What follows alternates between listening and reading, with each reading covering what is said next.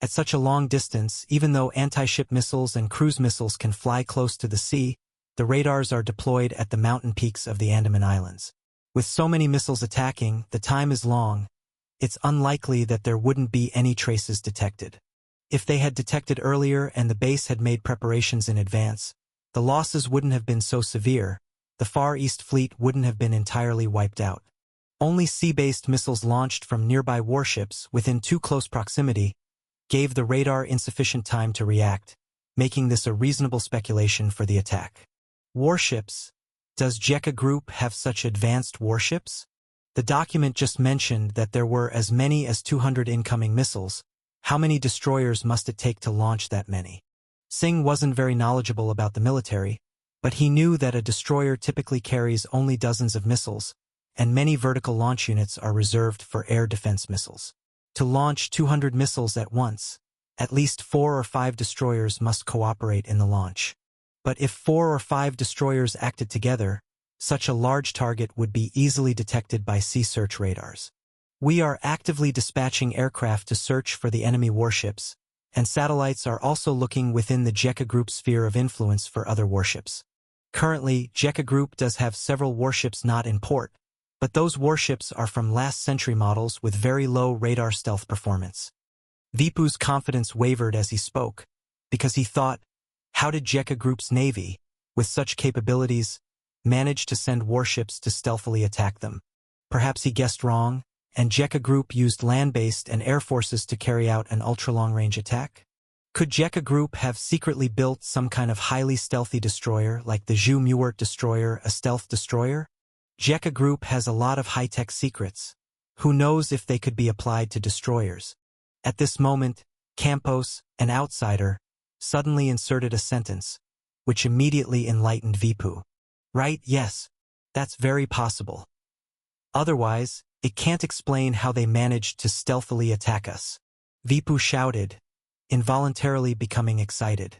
The beautiful country's Zhu Muert stealth missile destroyer, although plagued with various issues, has been quite disliked by the beautiful country, and with a unit cost of tens of billions of US dollars per ship, the beautiful country built only 3 before halting construction. However, the most commendable feature of Zhu Muert is its stealth technology, utilizing various new stealth techniques, making this 15,000-ton destroyer have a radar cross-section area akin to that of a 100-ton fishing vessel. If JECA Group also constructed a similar stealth destroyer to come and stealthily attack, it could likely be the true culprit behind the attack on the Andaman base. As for whether JECA Group can build such warships, just look at their Spider main battle mecha, Kunping rocket, biological armor. JECA Group has made so many breakthroughs in the military field, who can guarantee they haven't progressed in naval warfare? Thinking of this, cold sweat broke out on Vipu's face. Because if JECA Group really has warships with such strong stealth capabilities, it will be much harder to deal with them. Search, get me all of JECA Group's warships found, utilize our satellites and all major warships, dispatch our early warning aircraft and Vikrant-class aircraft carrier to thoroughly hunt down the enemy warships. We must retaliate against JECA Group for this attack. Singh gritted his teeth and said, the destruction of the Andaman base, the heavy casualties among warships and personnel, even the Vikramaditya aircraft carrier, the Star of Tomorrow, sunk. He can already foresee the explosion of national emotions once this news reaches home. If India doesn't retaliate, the whole world will laugh at them. All right, I'll issue orders right away. The fact that JECA Group used a surprise attack to bomb the Andaman base shows they fear our naval strength, thinking to weaken a part of our forces first. As long as we find the attacking stealth destroyer, we can definitely handle them. Vipu nodded repeatedly, stating his opinion. Campos, you go contact the beautiful country. We need their help. Have them assist us in tracking JECA Group's stealth destroyers and guide us in searching the Bangladesh waters. This is very important for us. Singh didn't plan to rely solely on their nation's navy to deal with JECA Group. Utilizing the beautiful country's reconnaissance intelligence, satellites, and reconnaissance aircraft, they are much stronger than India, and the beautiful country has ample experience in finding warships. During World War II, the beautiful country's aircraft carriers repeatedly found Japan's warships in the vast Pacific Ocean and sunk them. Let alone just the Mengjia Bay waters, with beautiful country's help and guidance, it would be much more effective than India going at it alone. Now both sides are aiming to deal with Jekka Group. The beautiful country surely won't refuse this request. Actually, Singh hoped to wait until the beautiful country's dual-carrier reinforcements arrived before tackling Jekka Group together. But it would take too long, and the beautiful country hasn't even declared war on Jekka Group yet. Who knows what they are considering? Singh had to think about the anger of the populace. Furthermore, Singh didn't think their navy was weaker than Jekka Group. The enemy just took advantage of a surprise attack. In those waters, their navy was still the absolute ruler. Campos and Vipu hurried away. They had to organize the fleet to hunt down Jekka Group's stealth destroyers, find them and obliterate them to restore national morale. Breaking news: Jekka Group has brazenly attacked the Andaman Sea Air Base, causing significant losses for the Indian Navy. One of the twin stars of the Indian Navy, the Vikramaditya carrier, was struck by an anti-ship missile and sunk at the dock.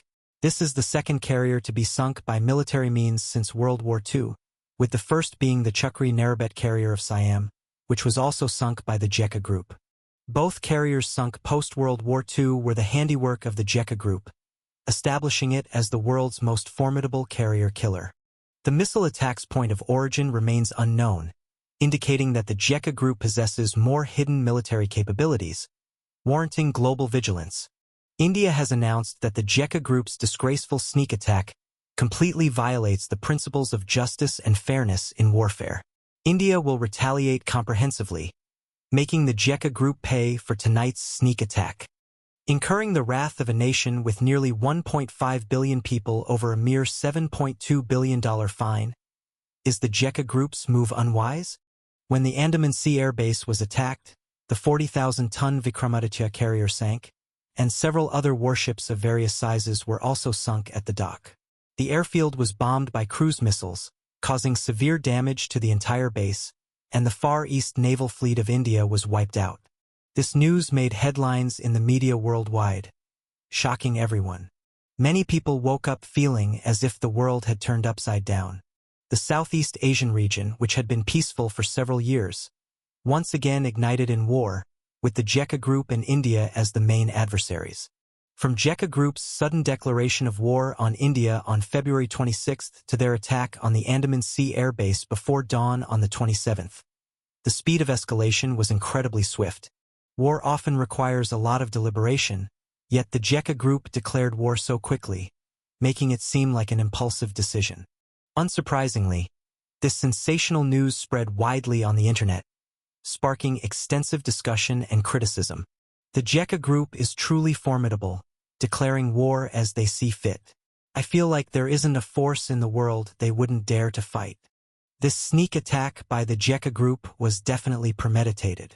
They declared war on the 26th, and by the early morning of the 27th, they had already launched a surprise attack on the Andaman Sea Air Base. This had to have been planned. It reminds me of Pearl Harbor. Japan's surprise attack on Pearl Harbor was conducted similarly. The Jekka Group definitely learned from that tactic. I am curious how the Jekka Group managed to execute this sneak attack without India's radar systems detecting anything. The Jekka Group is taking on India at this moment. Aren't they worried about the beautiful country joining forces with the Thousand Island Strategic Alliance to gang up on them? How do you know the Jekka Group isn't planning to cripple the Indian Navy before the double-carrier fleet of the beautiful country arrives, thus weakening a part of the enemy's strength? On the internet, the war between India and the Jekka Group was viewed with a sense of detachment and entertainment. One side is the Jekka Group, which has been causing waves in various fields in recent years, and the other is India, which often prides itself as a global power. The confrontation between these two forces ensures that there won't be a shortage of military news in the near future. Not only were ordinary people surprised, but countries around the world were also shocked. Amidst their astonishment, they turned their attention to the Bay of Bengal. It has been many years since Blue Star experienced a high-specification naval battle. Or rather, since World War II ended, there have been no large-scale naval engagements. Sea battles have mostly been minor skirmishes or instances of strong nations bullying weaker ones.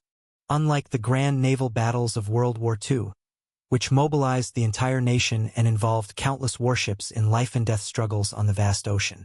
The navies of countries around the world, including the beautiful country's navy, generally lack real experience in large-scale engagements with other nations' navies.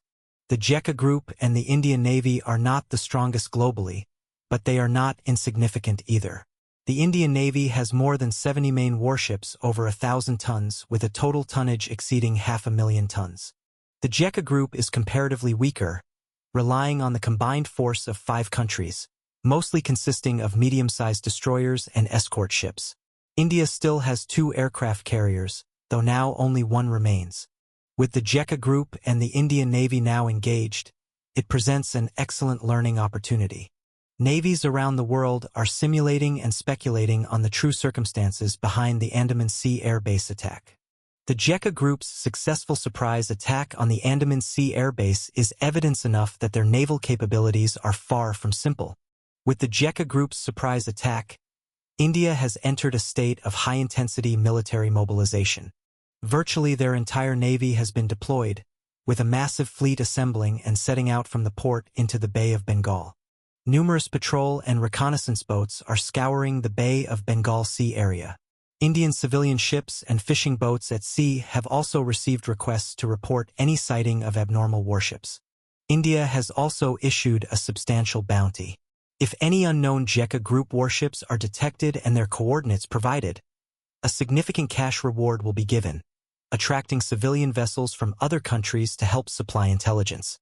In the sky, reconnaissance aircraft constantly take off from the mainland of India or aircraft carriers, patrolling and scouting with radar in the sky. Higher up, military spy satellites are also scouting the sea area, looking for the mysterious stealth destroyer. Beautiful country also put in effort for this, using their own satellites to help reconnaissance, and from the military bases they've deployed in Southeast Asia, high-altitude early warning aircraft and reconnaissance aircraft continuously take off, directing the country navy to conduct a net search in the Bay of Bengal Sea area. It can be said that, in order to find the stealth destroyer of JECA Group, India has used its full force. However, India does not know that their approach to searching is fundamentally flawed. Because after the attack was completed, the 2 Devourer-class deep-diving cruisers already submerged into the deep sea. The ocean is the best hiding place. If it were floating on the surface, the enormous size of the Devourer-class deep-diving cruiser would indeed make it extremely difficult to evade the myriad of reconnaissance methods. But hiding in the sea is different. Trinity Nuclear Strike Force, why can nuclear submarines become the most threatening part, lies in the fact that submarines are incredibly hard to detect, having extremely high concealment. The Devourer-class deep-diving cruiser's maximum dive depth can reach 1,200 meters. This depth makes it exceedingly difficult for destroyers using passive sonar and active sonar scans to capture fluctuations. Not to mention India completely misjudged the target's shape, focusing reconnaissance on the surface, making it even more improbable to find the Devourer-class deep-diving cruiser. While India is anxiously searching for their so-called stealth destroyer, JECA Group's military operations have already been successively unfolding. India is the largest country in South Asia, with a population exceeding 1.4 billion and a land area of 2.98 million square kilometers. From the map, India's territory seems to be divided into 2 unrelated parts, apart from the main part located in South Asia. In the south of the Himalayas and between Bangladesh and Chan country, there's also a piece of India's territory, i.e. the northeast 6 states of India. The principal part of India is connected to the northeast 6 states via the narrow Siliguri corridor, which is about 200 kilometers long and only 22 kilometers at its narrowest point. The corridor is bordered by Bangladesh with its over 100 million population to the south, Nepal to the north, and Chan country to the east. The northeast 6 states covers an area of 178,500 square kilometers with a population of about 50 million. The population here differs significantly from that of mainland India in terms of culture and ethnicity. People here resemble the yellow-skinned race originating from Southeast Asia, unlike the dark-skinned low-caste population or fair-skinned high-caste population of mainland India. The principal ethnicity of the northeast 6 states is Assamese, who once established the Assam dynasty in the past.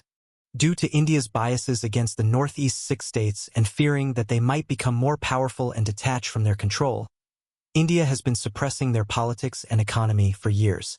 In the 1960s, armed independence groups began appearing in the northeast 6 states, constantly clashing with India's garrison to fight for rights and nationhood. The resistance of the local Assamese has become increasingly intense, and to suppress and deter them, India has stationed 3 mountain divisions, the 17th, 20th, and 27th, with a total troop strength exceeding 50,000. After Jekka Group was formed, India added 3 infantry divisions, the 68th, 11th, and 23rd, as well as the 8th Armored Division to this place, bringing the total troop strength to over 100,000. Lacking firearms, the local Assamese resistance has diminished, with the armed independence groups hiding. To this day, the northeast 6 states remains relatively backward, with its people living in poverty. Yet today, in a seemingly unremarkable village in Assam in the northeast 6 states, a group of unexpected guests have arrived.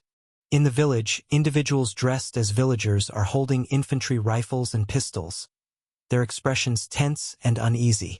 Though they appear as villagers, these people are actually core members of the Saksu Anti-Government Armed Forces. The Saksu Anti-Government Armed Forces is one of the largest organizations resisting Indian rule in the northeast 6 states. Opposite these Saksu armed forces are 7 or 8 plain-clothed individuals with backpacks, emitting a murderous aura. They are all unfamiliar faces in the village.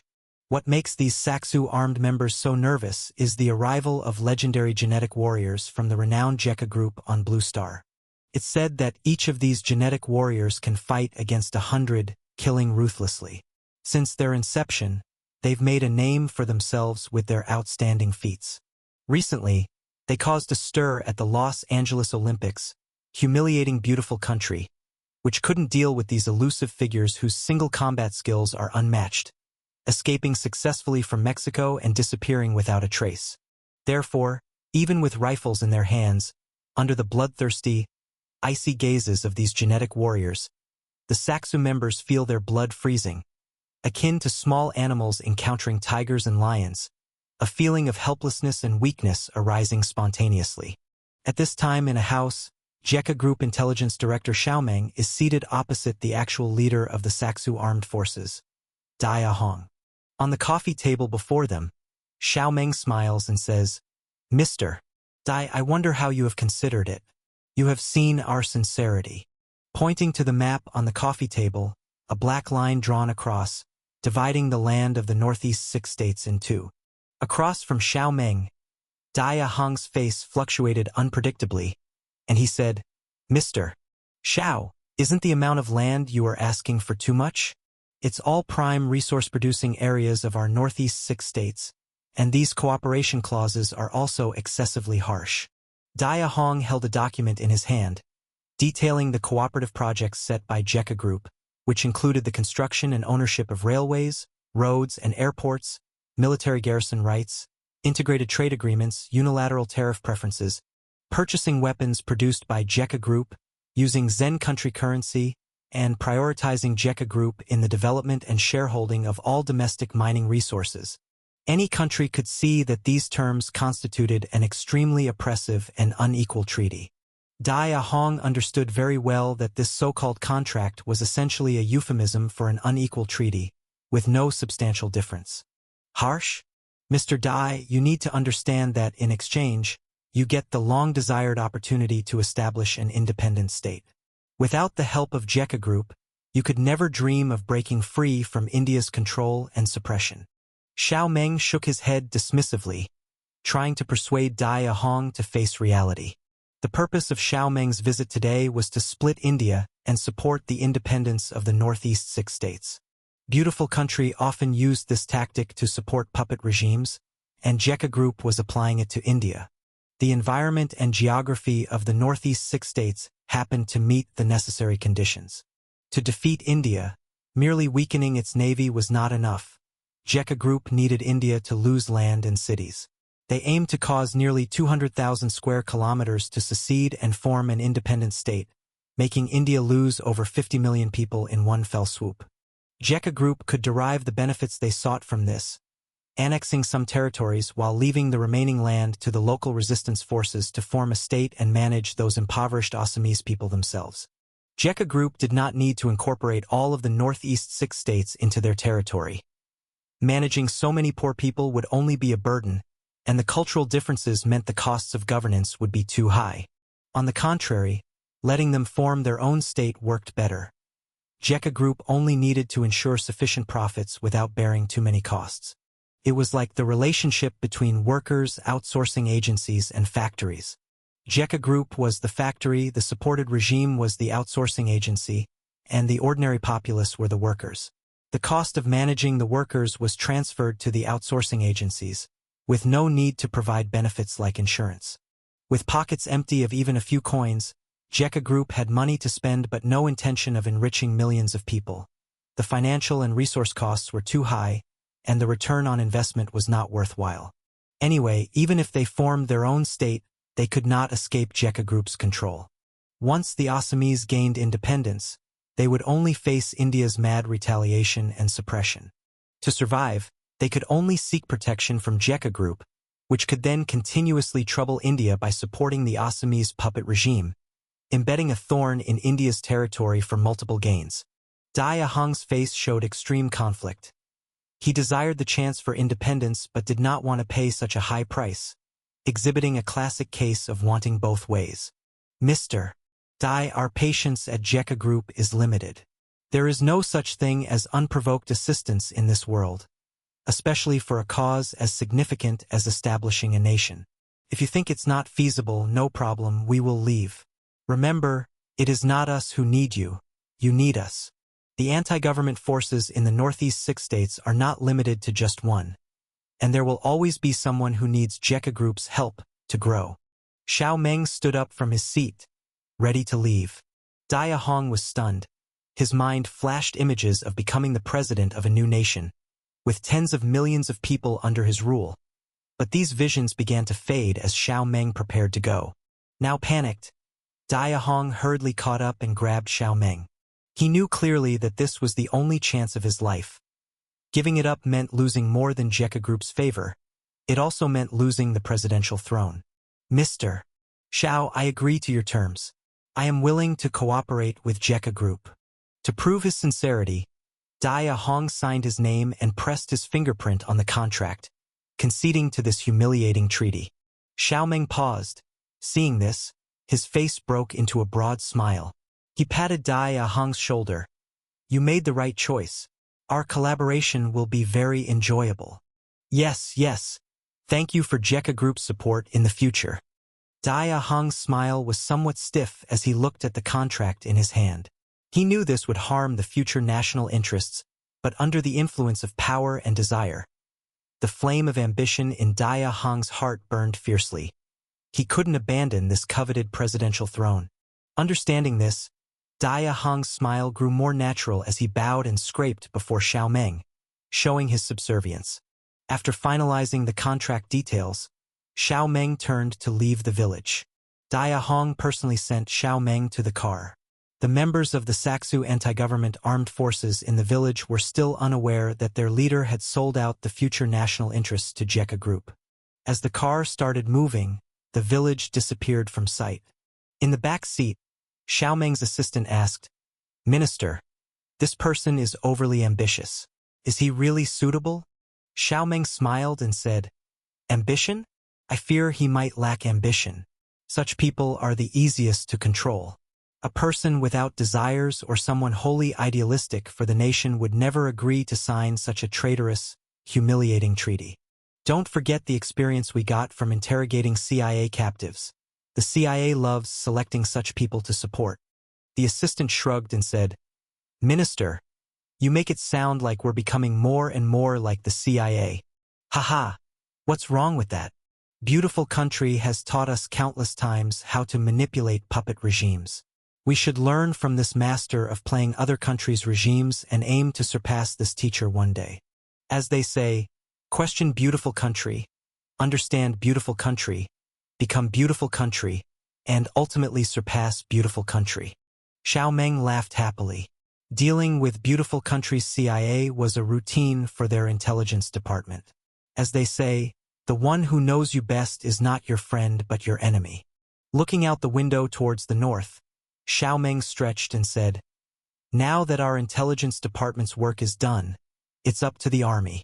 Cutting off 50 million people, I wonder how India will react." As the intelligence minister and a senior executive of JECA Group, Xiao Meng knew that the group was about to act on the Siliguri corridor in the northeast 6 states. This narrow corridor was the lifeline of India's northeast 6 states and a strategic weakness.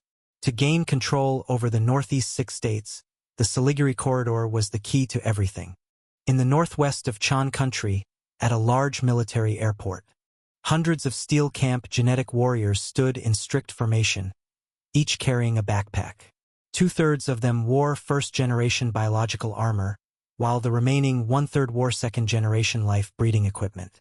These genetic warriors, representing Blue Star's strongest individual combat force, stood with cold, statue-like gazes, exuding a chilling, murderous aura.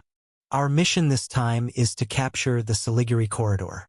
We need to penetrate deep into enemy territory, disrupt the transportation lines of the Siliguri corridor, and prevent the personnel and logistics of India from passing through. Do you have confidence?" Steel Camp Commander Miao Luan's voice echoed like thunder. He personally led the team for this mission. Yes. The unified roar responding to Miao Luan was like that of a dragon, as each Steel Camp genetic warrior brimmed with confidence. For they were genetic warriors. "Board the planes." With a sweeping gesture from Miao Luan, the orderly Steel Camp troops began boarding the transport planes in an organized manner. Once everyone had boarded, and the signal from the control tower was given, a squadron of 12 transport planes taxied along the runway and ascended into the blue sky, flying towards the direction of the East District 6 states of India. In fact, before these transport planes even reached the East District 6 states, the strike from the JECA Group had already landed. Magic bird fighter squadrons taking off from various parts of Chan country formed an enormous flock in the air. With such a large-scale airborne formation, India naturally detected it. However, the number of aircraft stationed at the airports in the East District 6 states of India was fewer than that of the JECA Group. Not only were they fewer in number, but their aircraft performance and the tactical skills of their pilots were also lacking. JECA Group's Magic bird fighters were all modified. It's known that modern technology could produce more powerful aircraft, but it's the pilot's ability to withstand the force that was the limiting factor. High-intensity maneuvers and speeds were manageable for the aircraft, but the pilots could not withstand it. Hence, countries were actively developing unmanned aircraft projects. However, the JECA Group took a different approach. They used spiritual material and talismanic formations to enhance the Magic bird fighters' performance significantly. Moreover, they replaced ordinary pilots with genetic warriors, who could endure the overload side effects of high-performance flights, unlike regular pilots. Thus, they could easily pilot the Magic bird fighters and fully exploit their superior performance. When Magic bird fighters invaded the airspace of the East District 6 states, considering India's frequent mishaps with aircraft during training, the outcome of their engagement with genetic warrior pilots in Magic bird fighters was predictable. Magic bird fighters equipped with biological radar, covered with a thin film of flesh, and with wings adorned with shimmering feather-like patterns, roared into the East District 6 states airspace. Indian aircraft that dared to engage in aerial combat were either blown up mid-air or fled hurriedly into the protective range of ground-based anti-air systems. The battle damage ratio between the two sides was astonishing. Although India was equipped with advanced aircraft such as the Su-30, Mirage 2000, Rafale, and MiG-29, their poor training levels made them unable to contend with the Magic bird fighters. After the airstrike, India lost as many as 48 aircraft, and all major military airports were destroyed by the JECA Group, preventing India from relocating any rear aircraft. The JECA Group, aside from a few minor losses of Magic bird fighters, suffered the most damage in the durability of the Magic bird fighters involved in the air combat, each experiencing varying degrees of wear and tear. The biggest drawback of the Magic bird fighter was this: the internal enchanted array patterns, while enhancing aircraft performance, also accelerated the aircraft's aging. A Magic bird fighter usually has a lifespan of only about 5 sorties. Hence, the JECA Group typically refrained from deploying them for non-critical missions. After clearing the air threats of the East District 6 states, some of the Magic Bird fighters patrolled the skies, countering India's ground-based anti-missile systems or striking other ground forces. Another portion of the Magic Bird fighters joined the transport plane squadron that had just arrived in the East District 6 states, escorting and protecting them safely to the Siliguri Corridor airspace. India had stationed considerable forces in the Siliguri Corridor, knowing well it was their strategic vulnerability, including an air defense artillery regiment, an infantry division, and a mountain regiment, along with relevant military defensive facilities. The escorting Magic Bird fighter squadron arrived first, disengaging from the transport planes to begin bombing. Precision-guided bombs detached from the aircraft, plummeting to the ground, creating massive craters. Indian ground forces retaliated with anti-air missiles and anti-aircraft artillery barrages, but the Jekka group, holding air superiority, had the upper hand. When anti-radiation missiles designed to counter ground-based anti-missile systems exploded, India's air search radar and fire control radar saw extensive disruptions, rendering many air defense missiles inoperative, leaving only anti-aircraft artillery to continue firing. Soon, even the anti-aircraft artillery positions came under repeated bombardment from Magic Bird fighters. Some Magic Bird fighters even lowered their aircraft heads, strafing with machine guns, leaving the anti-aircraft artillery operators shattered and in disarray. The morale of India's air defense artillery quickly collapsed, with most operators scattering into hiding, leaving very few still resisting. Arrived at the drop zone, lowering altitude, hatch open, please disembark. At the same time, 12 transport planes also arrived over the Siliguri Corridor. The transport planes lowered their altitude, the cabin doors opened, and the gale rushed in, but it couldn't disturb the determined eyes of the genetic warriors. One by one, the genetic warriors, under the command of the platoon leader, quickly leapt out of the cabin and descended towards the earth below. The fierce wind raged, and occasionally sparse high-altitude artillery tracers streaked by, but these threats were quickly cleared by the Magic Bird fighters. Miao Luan took the lead. He was the first to rush out of the cabin, limbs spread wide, feeling the unrestrained freedom in the air. When he was still 1,000 meters from the ground, his sharp eyes already spotted the panic-stricken Indian soldiers on the ground. Bang! The white parachute opened, and the parachutes blossomed in the sky like scattered dandelions. Compared to the large-scale drops of parachute regiments or paratrooper brigades, the drop of over 100 paratroopers seemed insignificant and not very spectacular. But if these paratroopers were all genetic warriors, the value far exceeded that of a paratrooper brigade. Quick! Open fire! Shoot them down! There are so few of them, why run? Fight back immediately! Haha! Are these guys crazy? Jumping with so few people. On the ground, the Indian soldiers, initially thrown into chaos by the air raid, quickly regained their composure when they saw the small number of paratroopers and rushed forward, shouting loudly. Whoosh! Then, an unexpected event occurred. A strong wind blew, and Miao Luan was blown away, separated from the main parachute group. Bullets whizzed past him, but Miao Luan's body, covered in the mercury material of the second-class machine life suit, deflected the bullets. However, the parachute attached to Miao Luan's back was not bulletproof, and holes were punched through it, causing the descent speed to increase rapidly. Just as he was about to crash to the ground, a round canister attached to Miao Luan's back sprayed out intense flames. The powerful counterforce drastically reduced his falling speed. This trick was learned from the Red Bear Empire. During the peak of the Cold War, the Red Bear Empire devised a method for tank and crew airdrops. They would drop tens of tons of tanks with crew inside directly from a transport plane. As the tank neared the ground, the reverse flame jet would reduce speed, allowing the tank to land and immediately enter combat. However, with high crew fatality rates, the costly technique was abandoned.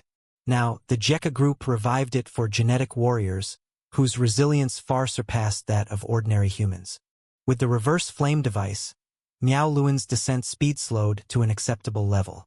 Such a fall would at least cause severe fractures to an ordinary person, but genetic warriors in their biological armor didn't care about such things. When he was about 10 meters from the ground, the mercury on Miao Luan's hands wriggled and formed two gleaming swords. He slashed the parachute cords, descended, and knelt with one knee on the ground, creating a small pit. With his swords embedded in the ground like anchors, he steadied himself. Slowly rising to his feet, Miao Luan's cold gaze swept ahead.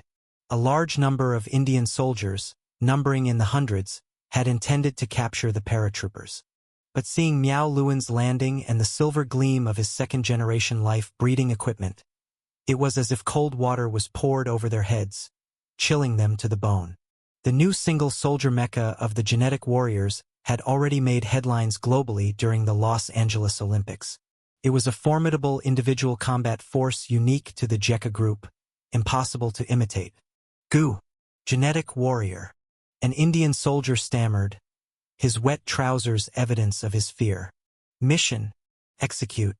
A cruel smile appeared on Miao Luan's lips. With a flex of his legs, he shot forward like a sword, cleaving through 7 or 8 Indian soldiers in one slash. Their bodies split, spilling entrails across the ground. Miao Luan moved with the sword strikes. The blades, capable of slicing through steel, effortlessly cut through the fragile human bodies, reducing Indian soldiers to pieces like chopping vegetables. Run, run! The Indian soldiers were driven mad with fear, all turning to flee without any will to fight back. Bang! Bang! Bang! Bang! The mercury on Miao Luan's shoulders wriggled into 2 additional arms, hoisting 2 heavy machine guns. He opened fire on the fleeing Indian soldiers, cutting them down one by one. Blood pooled at Miao Luan's feet, the air filled with screams of agony. Miao Luan glanced at the dozens of corpses on the ground, then at the hundreds of Indian soldiers fleeing over the mountains, and slowly formed a question mark in his mind. He had killed less than 1/10 of them, but the rest were already breaking. He had never fought an easier battle. Seeing themselves falling behind, some Indian soldiers went weak at the knees, dropped their guns, or held them aloft, raising their hands in surrender. "Spare me, boss. Spare me. Please don't kill me, we surrender. I'm willing to help you. I know where the camp is. We surrender, we all surrender." Like dominoes, as one Indian soldier knelt, the others followed, dropping to the ground and raising their weapons in surrender to Miao Luan. "Drop your weapons, stand up on your own. Don't think about running. My bullets don't have eyes." Miao Luan shouted, his eyes wary as he watched the Indian soldiers. There were too many of them. If they really tried to run, Miao Luan couldn't kill them all, at least half would get away. But the result astonished Miao Luan. On hearing this, the Indian soldiers didn't hesitate. They directly dropped all their weapons. Rifles, rocket launchers, anti-tank missiles, heavy machine guns, anti-material sniper rifles. The abundance of weapons showed that the Indian soldiers weren't without the means to fight back, but they decisively chose to surrender. One by one, the Indian soldiers dropped their weapons, squatted on the ground with their hands on their heads, showing no intent to resist at all. "Count off." Not sure who the smart ass was that suddenly shouted, but the Indian soldiers on the ground began to count off voluntarily. 1, 2, 3. 341. Reporting to the officer, we have 441 prisoners, awaiting orders. The Indian soldier who started the count stood up, reporting obsequiously with a fawning face. Miao Luan's mouth twitched slightly as he looked at the Indian prisoners, lined up in front of him as if he were their commanding officer. This TM. Miao Luan had an urge to rant. He hadn't expected this operation to be so easy, like a joke. Clearly, before the airdrop, Miao Luan had been worried that he would be surrounded and would need to use the Siliguri Corridor's environment to wage guerrilla warfare. The Indian soldier's performance dropped his jaw. Although India has its own national conditions, this phenomenon of immediate surrender was too much. It was even faster than those Chan country drug dealers and warlord soldiers whom Miao Luan had previously subdued, shattering Miao Luan's worldview. This was, after all, India's regular army. "What's your name?" Miao Luan looked at the henchman who came up to speak, speaking in English. India used to be a colony of the Great British Empire. English is widely spoken in India. Many Indians can speak it. "Jawaharlal. My name is Jawaharlal." Jawaharlal stood up straight, loudly stating his name. "You, where is the nearest camp?" Miao Luan's communication equipment was broken by a bullet during the airdrop. He had no idea where he had landed. "It's 5 kilometers away, sir. I'm willing to lead the way. The direction is here. The camp also has a few tanks and armored vehicles, and the number of soldiers is roughly." Jawaharlal hurriedly said, also thoughtfully expressing his willingness to act as a guide, revealing the details of the camp. Miao Luan's expression was skeptical. This guy agreed too quickly. Could he be leading him into a trap? But after asking a few others and finding their answers roughly the same, he believed they had genuinely surrendered. "You're responsible for leading the way and managing these prisoners. If there's any trouble, I'll shoot you." With one order, Miao Luan got Jawaharlal nodding and bowing in agreement. Jawaharlal turned around and changed his tone towards his compatriots. "What are you still standing there for? Didn't you hear the officer?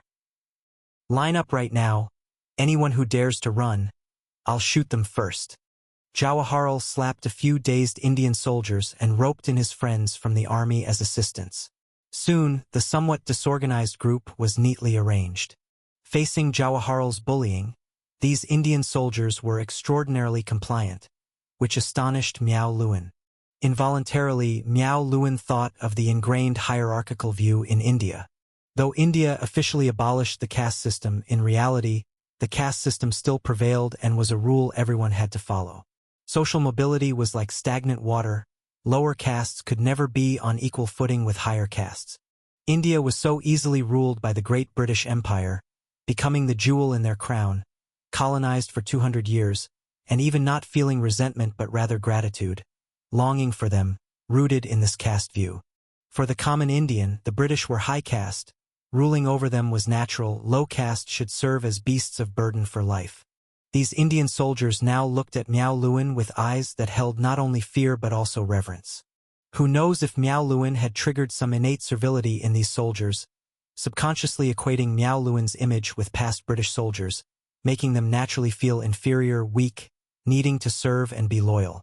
Miao Luan advanced with this group of prisoners. His mission was the strategic Siliguri corridor, and with these prisoners, the subsequent tasks would be much easier. Over an hour later, Miao Luan reached their camp with the dragging prisoners.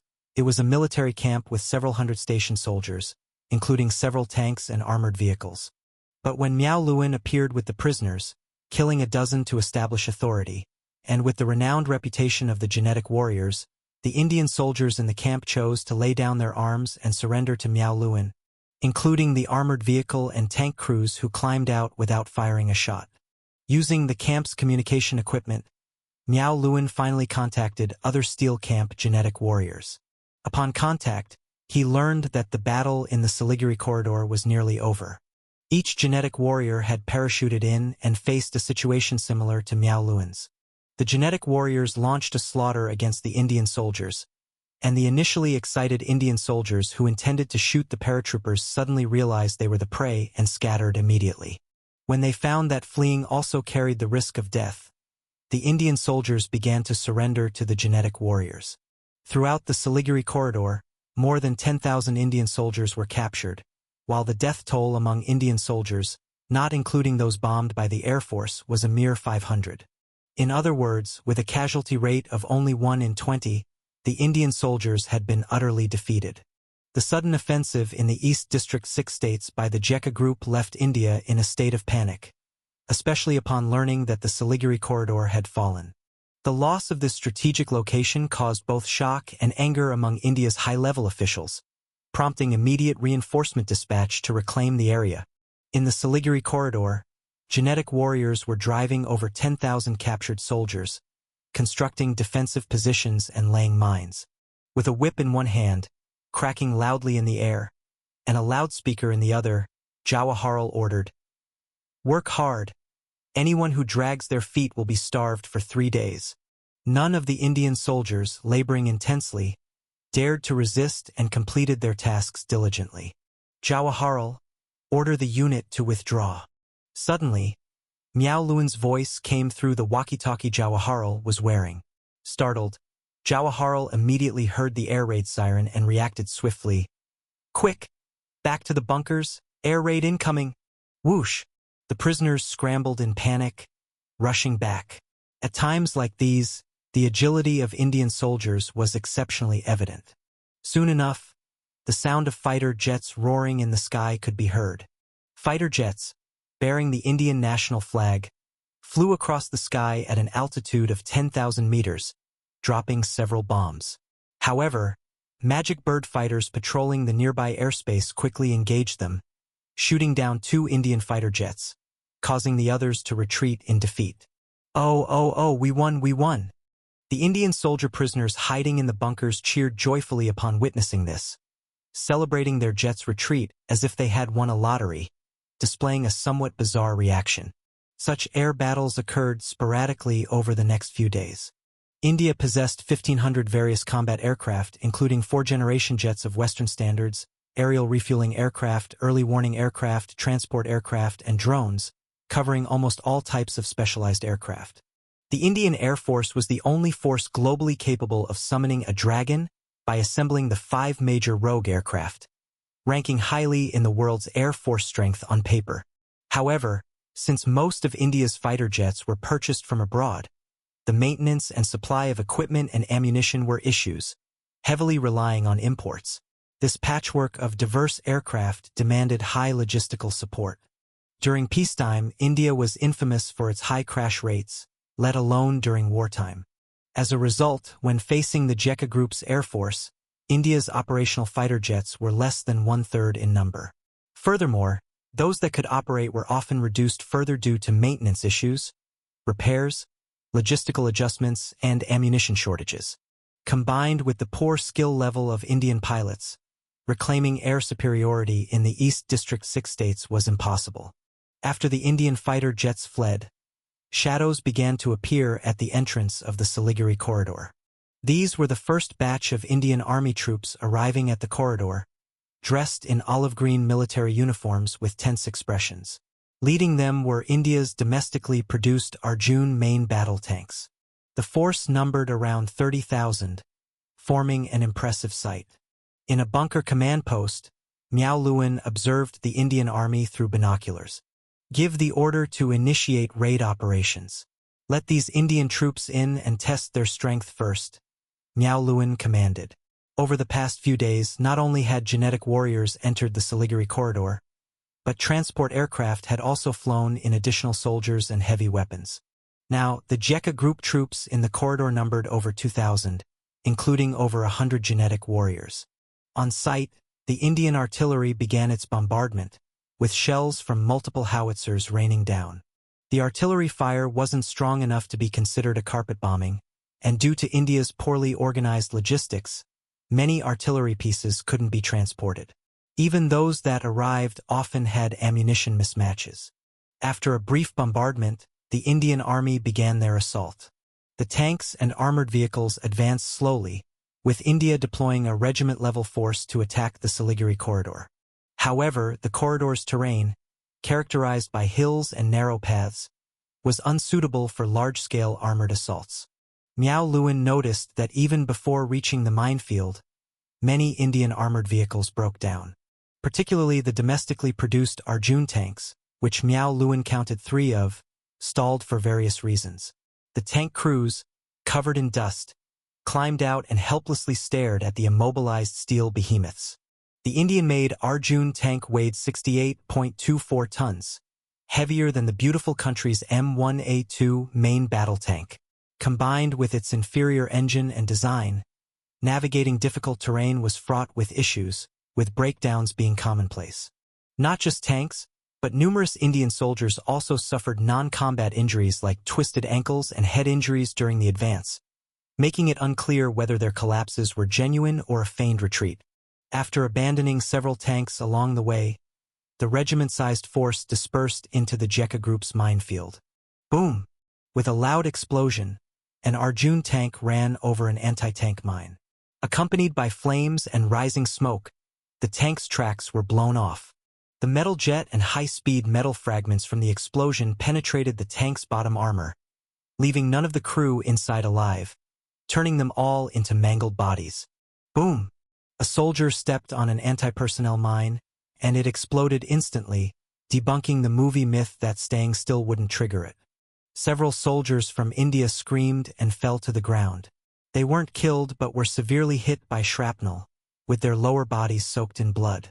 Even if saved, the severely wounded would need amputations, and the lightly injured wouldn't get out of bed for months. Anti-personnel mines are not designed to kill but to create casualties, thereby burdening the attacking side more. After stepping on a few mines, this regiment-level unit from India saw its morale plummet like an avalanche, with many soldiers starting to retreat. Then, someone took the lead to withdraw, and the over 1,000 soldiers who had initially launched the attack began running back in a frenzy. Without even seeing a shadow of a Jekka group soldier, these more than 1,000 people were scared back to their base camp by just a few mines. This scene left the Jekka group soldiers, who were preparing for defense, utterly baffled as they hadn't even fired a single shot. Wait, are these guys here to entertain us or what? Miao Luan had already expected the low standards of the Indian soldiers, but in combat, he realized he had still overestimated their combat capabilities. Sir, these soldiers have performed quite well. Their daily treatment must be pretty good, risking their lives like this. However, Jawaharlal, who was ordered to mobilize a part of the troops to form a puppet army to assist the Jekka group, suddenly spoke. He was now under Miao Luan's command. Well? Miao Luan looked at him inquiringly, doubting his ears. Jawaharlal patted his chest and said confidently, Yes, General, the soldiers sent to the Siliguri corridor have it much tougher, with even worse treatment. These troops at home have better morale and treatment, apparently, and seem much more spirited. For us, if we heard we were up against genetic warriors, we wouldn't go even if whipped. He finished his statement with a proud, self-satisfied expression, feeling glad he didn't have to face the genetic warriors. Seeing the confident Jawaharlal, Miao Luan found himself speechless, once again impressed by the low standards of the Indian soldiers. Over there, the Indian army, which had withdrawn without firing a shot, seemed to remember they had mine-clearing armored vehicles and engineers. The second wave of attacks started 2 hours later. The Indian artillery first bombarded the minefield furiously, then sent out mine-clearing armored vehicles and engineers, carefully clearing a path through the mines. To learn from previous lessons, the second wave included motorbikes, with 3 to 5 soldiers often hanging onto a single bike, advancing with a sputter toward the positions. On narrow paths impassable for tanks, motorbikes traveled easily. However, the sight was somewhat jarring, with one bike carrying up to 7 people, looking like a human tower, stunning the Jekka group soldiers defending their position. Open fire! Seeing that the Indian soldiers had advanced far enough, Miao Luan did not hesitate to give the order to open fire. The previously quiet battlefield erupted with gunshots and explosions. Jekka group soldiers, hidden in cover and foxholes, began firing at the advancing Indian soldiers. This batch of Jekka group soldiers were all from the Parachute Regiment, elite troops chosen from ordinary units. They might not match genetic warriors, but they were much stronger than regular soldiers, making their counterattack fierce. With precise shooting, many Indian soldiers dropped with a grunt, their heads bursting in a spray of blood. Heavy machine gun nests, set up with crossfire, unveiled and sprayed the area with bullets, mowing down unprepared Indian soldiers. The 12.7 mm bullets could sever limbs or deliver fatal torso shots, sending soldiers to meet the King of Hell. The small trees in the area could stop rifle bullets but offered no protection against 12.7 mm rounds that tore through, turning soldiers seeking cover behind them into bloodied corpses. Thud! Thud! Thud! Thud! Thud! The deep booming of mortars echoed, with shells, fired from flexible portable mortars transported by air, exploding among the Indian ranks. This sudden fierce assault caused a panic among the over 3,000 Indian soldiers, sending them scrambling to escape. Some armored vehicles and tanks among the Indian forces tried to muster the courage to retaliate. But the next second, seeing 5 12-meter-tall Spider main battle mechas with 8 metal legs emerging from the Jekka group positions, they started a mad retreat, as if they had seen their fathers drawing belts. The 5 Spider main battle mechas were airlifted to the Siliguri corridor. The weight and size of the entire Spider main battle mecha were too large to fit in the transport aircraft, requiring disassembly and reassembly upon arrival. Despite the limited number, They were more than capable of handling the situation. The 203mm main gun spewed fire, hitting an Arjun main battle tank directly with a high-explosive shell. The shell, weighing over 100 kilograms, transformed the 68.24-ton tank into fragments. The 30mm machine guns acted as can openers for the tanks, the 20mm machine guns massacring the lightly armored vehicles, while the 12.7mm bullets swept down on the Indian soldiers from above. The arrival of the 5 Spider main battle mechas on the battlefield became the final straw for the demoralized Indian soldiers. All the Indian soldiers cursed their parents for not giving them extra legs, discarding their helmets and armor as they fled in a panic, running back in the direction they came from, with no desire or courage to counterattack. Seeing this, the 5 Spider main battle mechas did not pursue the fleeing soldiers. Instead, the 203mm main guns were raised high, and shell after shell flew out of the barrels towards the Indian artillery positions dozens of kilometers away, countering the bombardment. The 203mm shells were even more powerful in single shots, setting the Indian artillery positions on fire. The self-propelled artillery moved quickly, but the towed artillery was much harder to deploy and relocate. The barrage from the Spider main battle mechas did not give the Indian artillery the opportunity to escape. With every shell that landed, the artillery positions shook, the gunners were thrown into the air by shock waves, and limbs were sent flying. The artillery either became scrap metal or suffered structural damage from the shock waves. The attacking 2 regiments were defeated and sent back in tatters. The artillery firepower was significantly destroyed by the Jekka Group, leaving the 30,000-strong Indian unit in a dire situation, with no courage to launch another offensive towards the Siliguri corridor. In response, Miao Luan was pleased, as time was on their side. His task was to hold the Siliguri corridor, which was already enough. This corridor was equivalent to the neck connecting the east and west of India. Seizing it would cut India in half, isolating the northeast 6 states from the mainland. The East District 6 states would then become a caged prey for the Jekka Group. As the saying goes, to strike a snake, aim for its 7 inches. The Siliguri corridor was India's 7 inches. By occupying and holding it, the Jekka Group could metaphorically place a knife on India's throat, ready to cut at will. When India announced the failure to clear the Siliguri corridor, an even more intense offensive by the Jekka Group followed. Day and night, the Air Force of the Jekka Group carried out airstrikes on the Indian troops in the East District 6 states, targeting warehouses and supply points, which became primary targets. With the Siliguri corridor blocked and supply lines destroyed, the tens of thousands of Indian troops in the East District 6 states were left to rely on their limited existing resources, which were clearly insufficient to hold out for long. The counterattack by the Jekka Group was extremely precise, attacking the area during their vulnerability. With the Siliguri corridor blockaded and no reinforcements or supplies coming from India's mainland, the Jekka Group launched an all-out assault on the East District 6 states.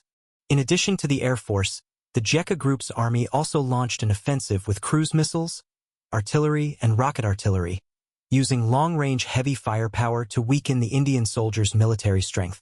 The attacks came in waves, giving the Indian troops no chance to breathe, determined to break through the East District 6 states' defense lines and seize control.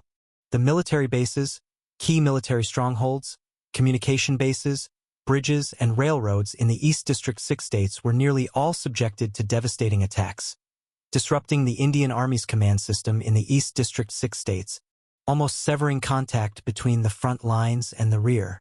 Under such circumstances, the regular army of the Jekka Group moved to the East District 6 states border through the rail and road networks within Chan country. The forces launching this border offensive included the 2nd Regiment of the 1st Mechanized Battle Brigade, the 6th Armored Division, the 19th Mountain Brigade, the 12th Mechanized Infantry Division, and the 33rd Infantry Division. Totaling fewer than 50,000 troops, the follow-up forces were moving even faster. Despite having only 50,000 soldiers, the expected desperate resistance did not materialize. Even though the Indian Army had over 100,000 soldiers, more than twice the Jekka Group's numbers.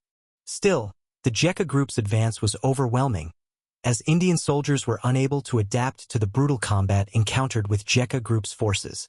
A large number of Indian soldiers began surrendering to the Jekka group, handing over their weapons and walking out of their trenches.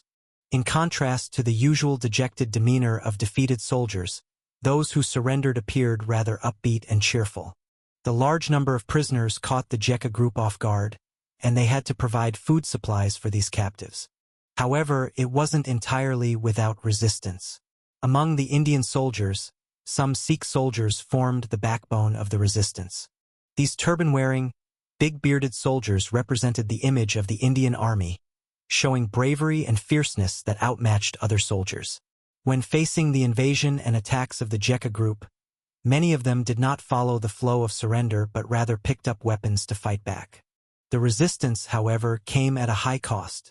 Under the combined forces of the Spider main battle mechas and super soldiers, the areas where Sikh soldiers resisted were littered with collapsed buildings, destroyed armored vehicles, and soldiers' remains who didn't surrender in time. Bodies, blood, and smoke were scattered around the borderlines, painting a grim picture of the battlefield. Ultimately, their resistance was akin to a mantis trying to stop a chariot. They could not halt the Jekka group's advance. Assam, East District 6 states, Guwahati City. Among the East District 6 states, Assam is the most populous state, with a total population exceeding 35 million, and Guwahati is the largest city in Assam. Gunfire erupted inside Guwahati City, with a large number of Saksu armed members, dressed in ragged clothing, equipped with various weapons, and wearing bandanas around their necks, shouting as they battled against Indian soldiers within the city. After the Jekka group launched a military attack on the East District 6 states, the Saksu armed forces immediately became rampant, recruiting troops and initiating military actions in their base, Assam. Since the Saksu armed forces were established by the Assamese themselves, they gained the support of local civilians in Assam, swept through many small cities and rural areas. With the main forces of India being lured to the border by the Jekka group's army, hardly anyone could control the Saksu armed forces, allowing them to capture cities along the way with high morale, until they stumbled upon a major obstacle in Guwahati City. Guwahati, the largest city in the East District 6 states, had a stationed infantry division of Indian soldiers. The attacking Saksu armed forces, through a period of recruitment, had swollen up to 100,000 soldiers. In the eyes of Saksu armed forces, 10 against 1 should easily capture Guwahati City. But the reality was quite the opposite. Their offensive suffered severe setbacks. At this moment inside the city, Indian soldiers were making use of the urban terrain to defend fiercely, with gunfire and explosions echoing continuously. Boom! Several Saksu armed pickup trucks sped down the street, their beds full of soldiers. Just as they rounded a corner, an Indian armored vehicle emerged. Its 20mm machine gun turret rotated and unleashed a series of deep bursts, crippling several pickup trucks. Saksu armed soldiers on the trucks were either killed on the spot or jumped off to hide in buildings on both sides of the street, trembling. Bang, bang, bang.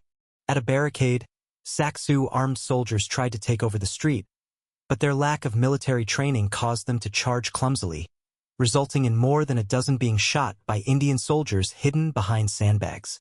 The remaining Saksu armed soldiers immediately lost their heated bloodlust, transforming their fervent attack into a panicked retreat.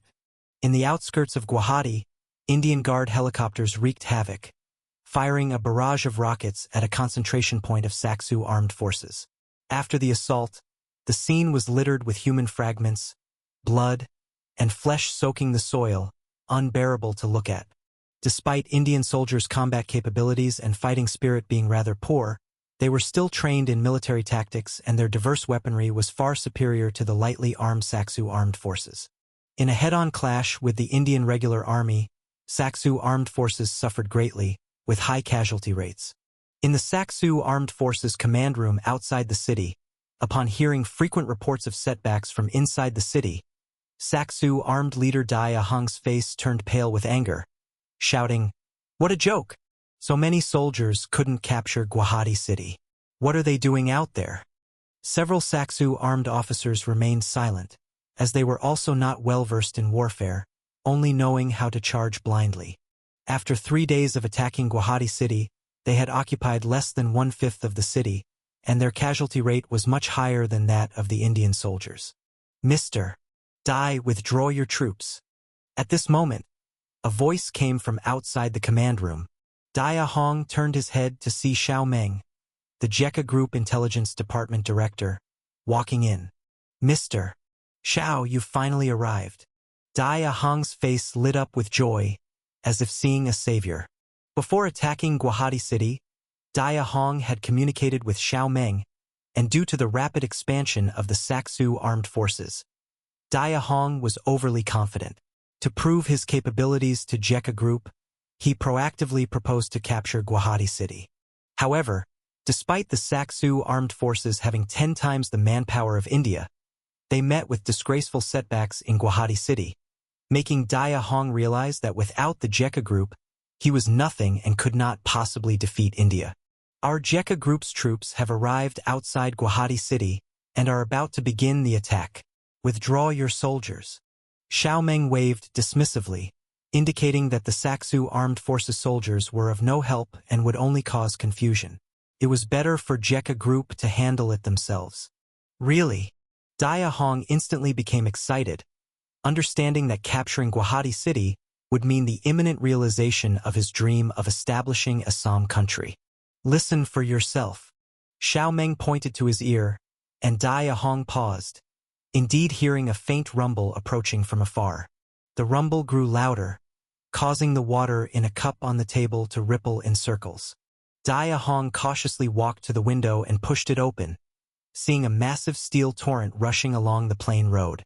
Armored vehicles, main battle tanks, self-propelled howitzers, rocket artillery, and other armored firepower vehicles crushed the grasslands, helicopters accompanied, and high above, jets were patrolling on standby. A large number of wheeled transport armored vehicles and trucks carried fully armed soldiers of the Jekka Group. The soldiers, clad in impeccably neat military uniforms, were equipped with pistols, submachine guns, assault rifles, light machine guns, sniper rifles, shotguns, various single-soldier heavy weapons, grenade launchers, rocket launchers, plastic explosives, mortars, shoulder-fired anti-tank missiles, and shoulder-fired air defense missiles. They were far superior to the ragtag weaponry of the Saksu armed forces, who even had to replace their firearms with bird guns and hunting rifles. Within this steel torrent, there were about 50 Spider main battle mechas, towering at a height of 12 meters, making them highly conspicuous. The 203mm main gun was pitch black, exuding a chilling aura. Most of the Assam planes, also known simply as the Assam plane, were well suited for armored combat. Dia Hong swallowed hard, witnessing the formidable military might of the Jekka Group for the first time.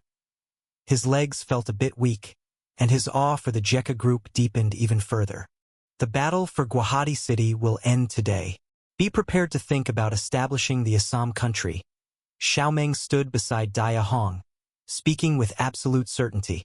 Take Guwahati City in one day? Dia Hong swallowed hard again. Their Saksu armed forces had been attacking for 3 days with a force of 100,000 men, yet they had managed to capture less than 1/5 of the city. The Jekka Group claimed they could take it in a day, which left Dia Hong somewhat doubtful of its authenticity. Perhaps even half a day. Xiao Meng laughed lightly, astonishing Dia Hong with his words. The armored forces of the Jekka Group numbered around 25,000 men. Being the fastest-moving unit, they reached Guwahati City first. Without much rest, the Jekka Group's forces quickly launched an offensive against the largest city in the East District 6 states. Boom! The continuous sound of artillery fire rang out, and explosions and flames burst and flared throughout Guwahati City.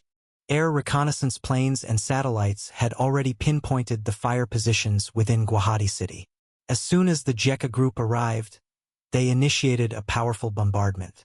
From the sky, aircraft dropped precision-guided bombs, destroying the exposed heavy fire points of the Indian soldiers inside the city. Outside the city, self-propelled grenade launchers were also firing, targeting the defensive strongholds of the Indian garrison. The sudden, overwhelming barrage left the Indian garrison within the city shell-shocked and terrified. In the past 3 days of fighting against the Saksu armed forces, their casualties hadn't been as severe as this brief bombardment. Moreover, the psychological impact of the bombing and shelling on the Indian garrison was far more formidable than anything the light weaponry of the Saksu armed forces could inflict. As the bombardment continued, the Jekka Group's main army, led by the Spider main battle mechas, advanced into Guwahati city. On a street fortified with barricades made from cars, sandbags, and concrete, a group of Saksu armed soldiers retreated once more, leaving several corpses behind after being repelled by the Indian garrison. As they hung their heads in despair, thinking today's offensive had once again ended in failure, they were startled by a sudden commotion behind them. They turned around to the sight of a massive Spider main battle mecha, weighing around 100 tons, quickly moving towards them. Its 8 long metal legs strode over their heads, paying them no mind. At the barricade, the Indian soldiers, who were casually cleaning the battlefield, suddenly felt the darkness loom over them. A giant metal beast appeared at the end of the street, with its 203mm main gun aimed straight at them. It's the Jekka Group. The Indian soldiers barely had time to shout before the Spider main battle mecha opened fire. The over 100-kilogram high-explosive bomb obliterated the makeshift barricade, sending mutilated bodies flying everywhere. Boom! Boom! Boom! On the back of the Spider main battle mecha, 4 first-class super soldiers and a genetic warrior clad in first-generation biological armor jumped down. These formidable single soldiers, wielding sniper rifles, flamethrowers, Gatling guns, and heavy machine guns, were ready to join the battle, clearing out the scattered Indian garrison along the street to prevent them from using the complex urban environment to encircle and ambush the Spider main battle mechas. We surrender. We surrender. Spare us. We won't fight anymore. We'll be your prisoners. Don't kill me. I'm coming out to surrender. However, before the Jekka Group could begin clearing each building, the Indian soldiers surrounding the street, awakened by the explosion, threw down their weapons, knelt on the ground in tears, and decisively surrendered to the Jekka Group. This unexpected surrender left the Jekka Group, who were ready for a bloody street battle, continually taking prisoners instead. As they moved to the next battle area, the same scene played out again. This time, even before the Spider main battle mechas could open fire, the Indian garrison had already knelt and surrendered without hesitation. It was apparent that the Indian garrison realized the attackers had switched from the ragtag Saksu armed forces to the formidable Jekka Group. The overwhelming firepower they encountered could only belong to the Jekka Group, not the disorganized Saksu armed forces. While the Indian soldiers had been ferocious and dominant when facing the Saksu armed forces, it was only because the Saksu armed forces were so weak. The Indian army, after all, was a regular army, the powerhouse of South Asia, striking fear into the neighboring small countries. Facing the likes of the Saksu armed forces, they had an easy time. But when the opponent changed to the Jekka Group, it was completely different. The powerful military strength and brutal assaults of the Jekka Group immediately brought these Indian soldiers back to their original form, awakening their fear. As a result, in the subsequent battle for Guwahati city, only a few areas saw skirmishes. Most of the time, wherever the Jekka Group went, a large number of Indian soldiers proactively surrendered. This also changed the nature of the siege battle. Rather than a siege, it was more like a parade for the Jekka Group. Under the name and military might of the Jekka Group, the Indian defenders inside the city wisely chose the most beneficial option for themselves, which was to raise their hands in surrender. By the time the last gunshot in the city ceased, the flag of the Jekka Group was raised atop the highest building in Guwahati, and it was only noon. It took just 4 hours for the Jekka Group to successfully recapture Guwahati city and bring it under their control. The Guwahati city, which the Saksu armed with its 100,000 soldiers couldn't take down in 3 days, was settled by the Jekka Group's army in 4 hours. When Daya Hong witnessed the scene outside the city, watching Indian soldiers being escorted out one by the Jekka Group soldiers, with captured weapons piled into small mountains, he finally understood the immense power of the force he had allied with. They had subdued the South Asian hegemon India, and the numerous prisoners in front of him were a testament to that. This also solidified Daya Hong's resolve to cling tightly to the Jekka Group, believing it to be the key to the survival of the future Assam country. With the fall of Guwahati city, the influence of the Jekka Group continued to spread towards the East District 6 states. With the internal cooperation of Saksu armed, cities were being occupied one after another. 5 days later, the entire East District 6 states had completely submitted to the Jekka group. Cities there were either occupied or had voluntarily changed their banners, declaring subjugation to the Jekka group. Immediately, before the smoke of war had fully dissipated, the Jekka group held a so-called public referendum conference. The referendum had only two options. One was for the East District 6 states to secede from India and establish an independent country for the Assamese. The other was to remain dependent on India, becoming the most underdeveloped economic region of India. Despite India's furious protests and anger, the Jekka group expedited the referendum process. The Jekka group originally thought they might need to manipulate the votes, but the results showed that the East District 6 states' hostility towards India made such measures unnecessary. The result of the referendum showed an astounding 85% approval for independence, which spoke volumes about India's unpopularity in the East District 6 states. As soon as the referendum ended, the Jekka group announced the results and, respecting the will of the local people, allowed them to establish their own country, free from India's evil control. Subsequently, in the East District 6 states, a new country named Assam was established, with Daya Hong as its first president. On the day Assam was founded, the Jekka group immediately issued a statement recognizing Assam's independence and establishing friendly diplomatic relations and an embassy. Assam simultaneously established diplomatic relations with the Jekka group. The day after Daya Hong became the president of Assam, he personally visited the Jekka group to meet with Su Jie, pledging allegiance and signing a package of diplomatic and cooperative agreements, making it clear to everyone who controlled Assam. Through this series of maneuvers, India directly lost nearly 200,000 square kilometers of territory and over 50 million citizens. At the same time, Assam became a bridgehead and buffer zone for the Jekka group against India, driving the entire nation into a furious rage. Damn, Jekka group is badass. They dismembered India's territory and created Assam country. Now the Indians are in tears. Haha, I'm dying of laughter. India wanted to charge a protection fee for the Kra Isthmus Canal, but not only did Jekka group refuse, they turned around and smashed India, leaving them dizzy.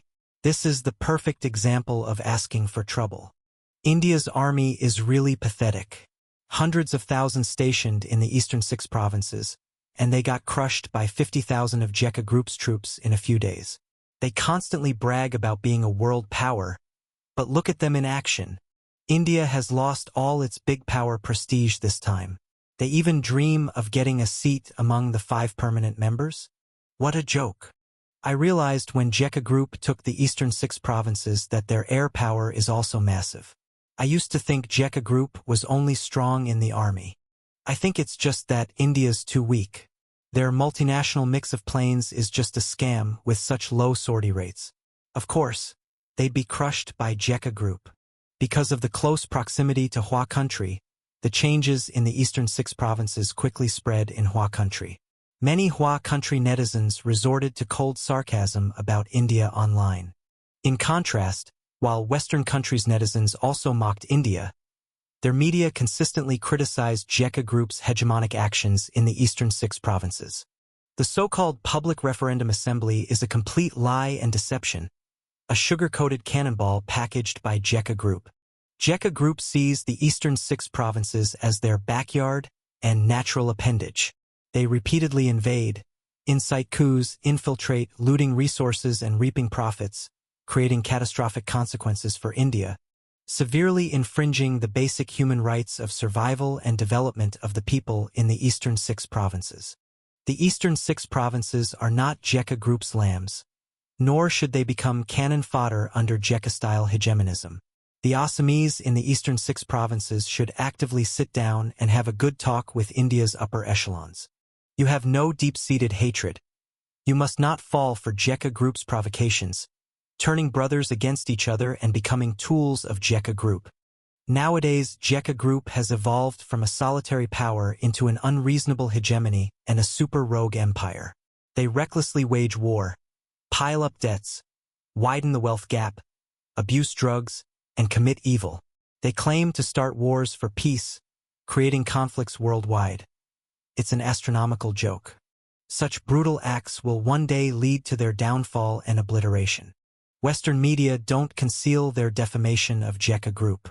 Since they have no other way to deal with Jekka Group, all they can do is demonize them in public opinion. This kind of description gives many netizens déjà vu. These used to be words about beautiful country, but now they're all applied to Jekka Group. Overall, Jekka Group swiftly attacked and occupied the eastern 6 provinces, then held a public referendum to make this area secede from India and establish a new Assam country loyal to Jekka Group. This quick and decisive operation shocked the world, garnering both praise and condemnation. Especially beautiful country, seeing these familiar tactics that reek of imitation.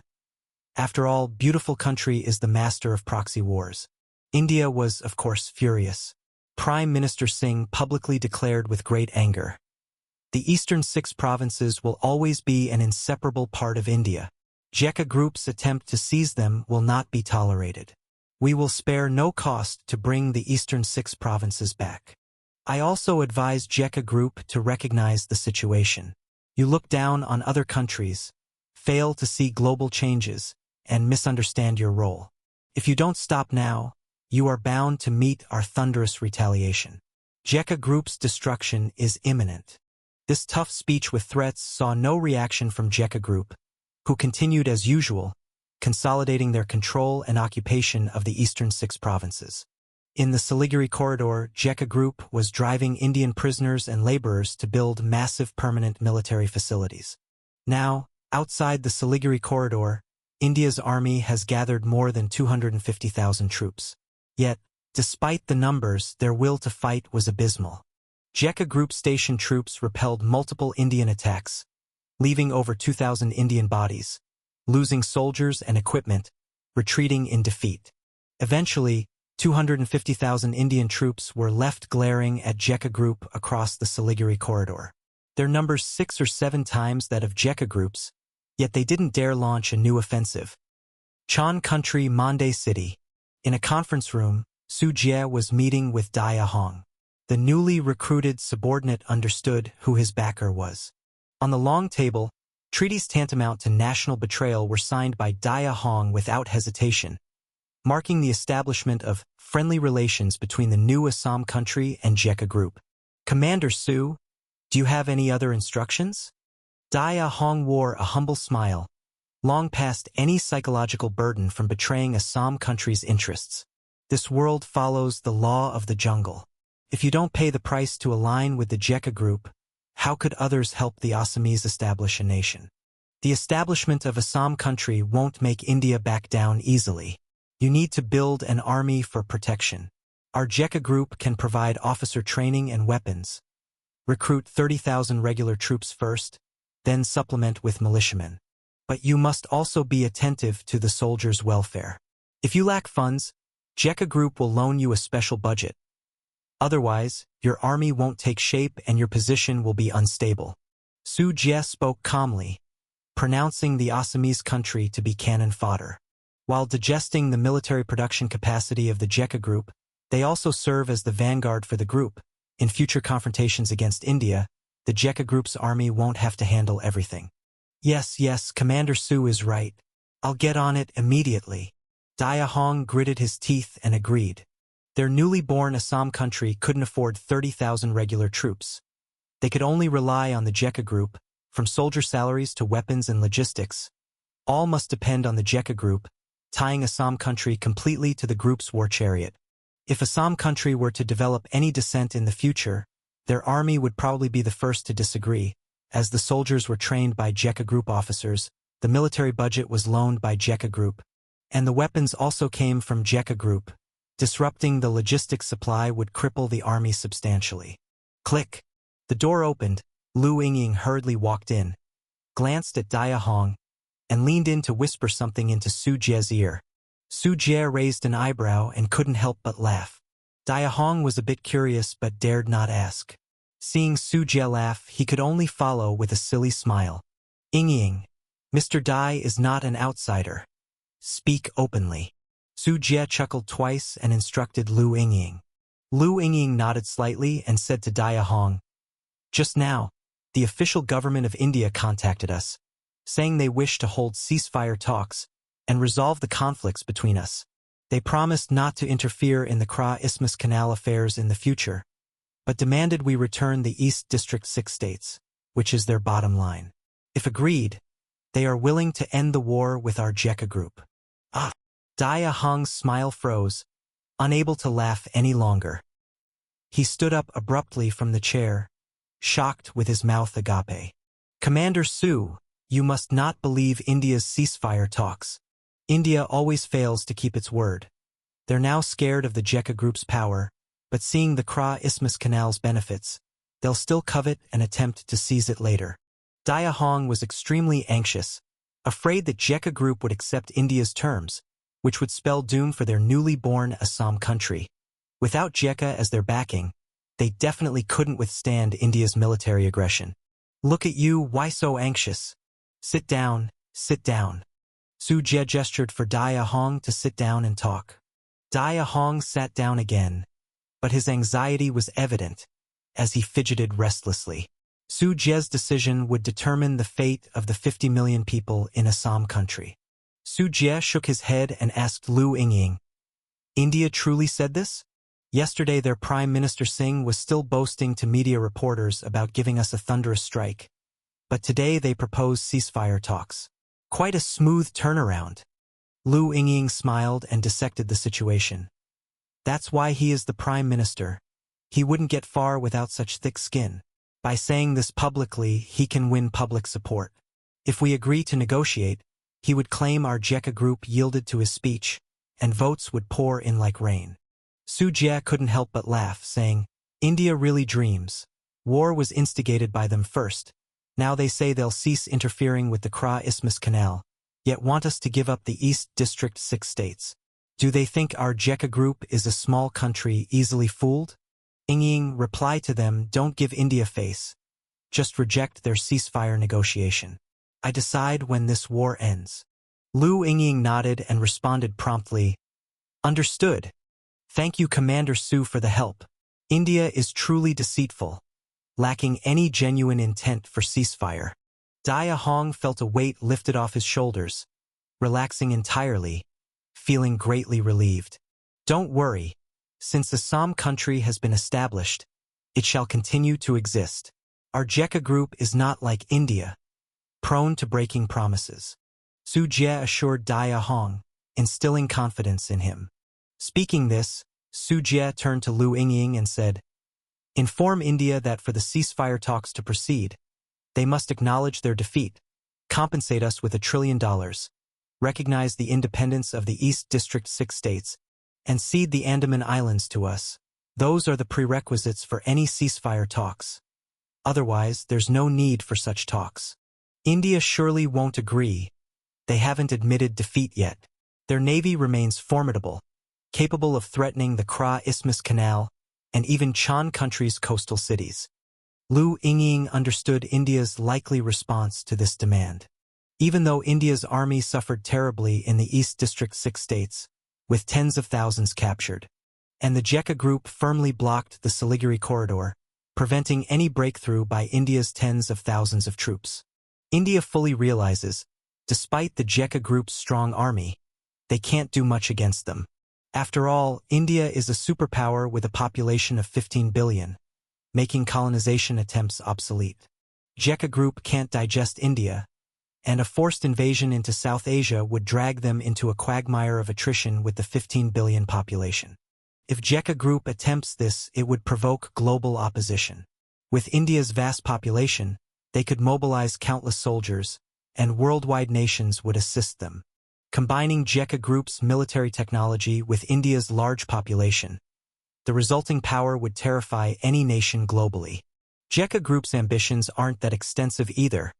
The complex ethnic and social conflicts within India are beyond their comprehension, much less an external entity like JECA group, making territorial occupation a losing endeavor. India feels secure on land, but even more so with their naval strength. Despite experiencing losses in the Andaman Islands, even losing an aircraft carrier, India's main naval force remains intact and is now in Mangjia Bay hunting for JECA's stealth destroyers. This navy can blockade the Kra Isthmus Canal anytime, posing a great threat to Chan country's coast, bolstering India's confidence. India is assured JECA Group desires negotiations, believing their navy is stronger, that naval diplomacy is a universal truth. India is relying solely on their navy. Let's destroy their navy, making them face reality. India isn't qualified to negotiate equally with JECA Group from a position of strength. Su Jie tapped the table assertively. Lu Yingying trembled slightly, enchanted by Su Jie's domineering words and the confident pride radiating from him, like a legendary hero stepping into reality. Dia Hong, too, felt the infectious fierce determination in Su Jie's words. Though unsure of their basis, it convinced him. Unexpectedly, Dia Hong believed Su Jie would indeed fulfill his vow, sinking India's prized navy deep into the ocean. Go prepare. Treasure the remaining days of India's navy. Soon they will be relegated to history textbooks. Su Jie concluded resolutely, deciding to first eliminate India's navy as a warning. Northwestern Sea area of Mengjia Bay. Mengjia Bay was formed by the collision of the Indian subcontinent and the Asian plate. As the largest bay in the world, its average depth is 2,586 meters, and the maximum depth is 5,258 meters. It is rich in resources such as fish, shrimp, and crabs, with an annual total catch exceeding 10 million tons, serving as a natural fishing treasure trove for surrounding countries. March is the suitable season for fishing. Soon, it will enter summer, returning to the days dominated by tropical storms. Fishermen race to sea to catch their haul here. At this moment, it's late night, and a trawler with the hull number Sampo Distant Fishing 028 is engaged in fishing operations. This is a squid fishing boat from India. Accompanied by the roar of the machines, hundreds of kilowatt-strong light bulbs on the ship's side illuminate the sea with a dazzling white light. More than 20 men stand on both sides of the deck, continuously lifting and lowering their fishing rods. They are catching squids in the sea. Squids are mid to upper layer fish, and the crew uses the squids' phototaxis to catch them with glowing hooks, hauling them one by one onto the deck, where they jump lively. In the deep night when most people are asleep, the Indian crew of Sampo Distant Fishing 028 cannot sleep. Instead, they are intensely working. Squids are only suitable for fishing at night, so their work and rest schedules are completely opposite to ordinary people. Daytime is their resting time. The sea waves are very strong. As the Indian crew fish, they carefully stabilize their bodies to avoid being toppled and bruised by the big waves. In the pilot house of Sampo Distant Fishing 028, it is filled with smoke.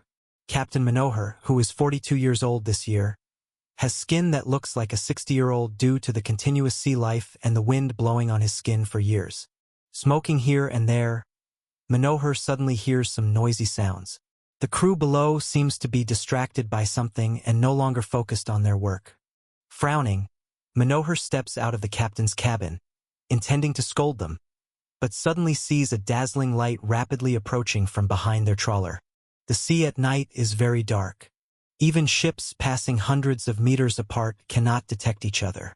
Their trawler does not have any detection radar. Light is the easiest means of identification at night on the ocean. What kind of ship is that?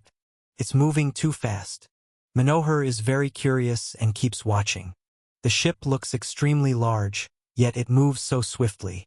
It is common knowledge that the larger the ship, the slower it is. Soon, Manohar realizes something is wrong. The ship seems to be heading straight for them. Who is steering that ship? Their captain must have fallen asleep. Manohar's face darkens.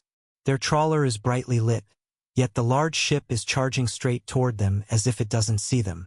Swearing under his breath, Manohar sprints back to the captain's cabin and maneuvers their trawler to avoid the large ship.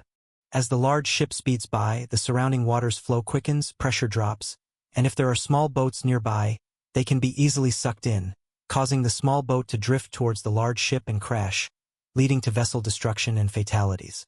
Especially with the large ship moving so fast, it is extremely dangerous. Sampo Distant Fishing 028 accelerates, trying its best to avoid the large ship's course. The crew on board also tense up, knowing that if their small trawler gets too close to the large ship, it will be a very dangerous situation. 1 minute later, the large ship gets closer and its outline is now visible. What relieves Manohar and the crew is that they were not sucked in by the large ship's vortex, avoiding a collision. Soon, the crew's eyes shift to the large ship, their eyes wide open, mouths agape. With the numerous bright lights on their trawler, they can clearly see the general structure of the large ship 100 meters away. In the deep sea, the large ship resembles a giant moving beast. Its shell is made of special hard alloy, like a steel beast in the deep sea, covered with complex camouflage patterns, merging with the surrounding seawater, silent and mysterious. Below in the deep sea, faint, thick shadows sweep by, the water trembles, stirring up waves, and the small fish and shrimp scatter in panic. The cold metal armor fits tightly on the ship's hull. The steel-cast hull is over 200 meters long and 30 to 40 meters wide, with missile launch units arrayed on it, and exposed radar antennas, close-in defense guns, and other equipment visible, all indicating that this is a warship of tens of thousands of tons. The sight of the warship is incredibly shocking. Although they have seen warships of tens of thousands of tons, in the pitch-black night, it brings a heavy psychological pressure. Swoosh!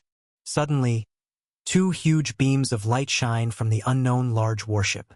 The powerful searchlights from the warship, like a giant beast opening its eyes, impose an invisible pressure on everyone aboard Sampu Distant Fishing 028.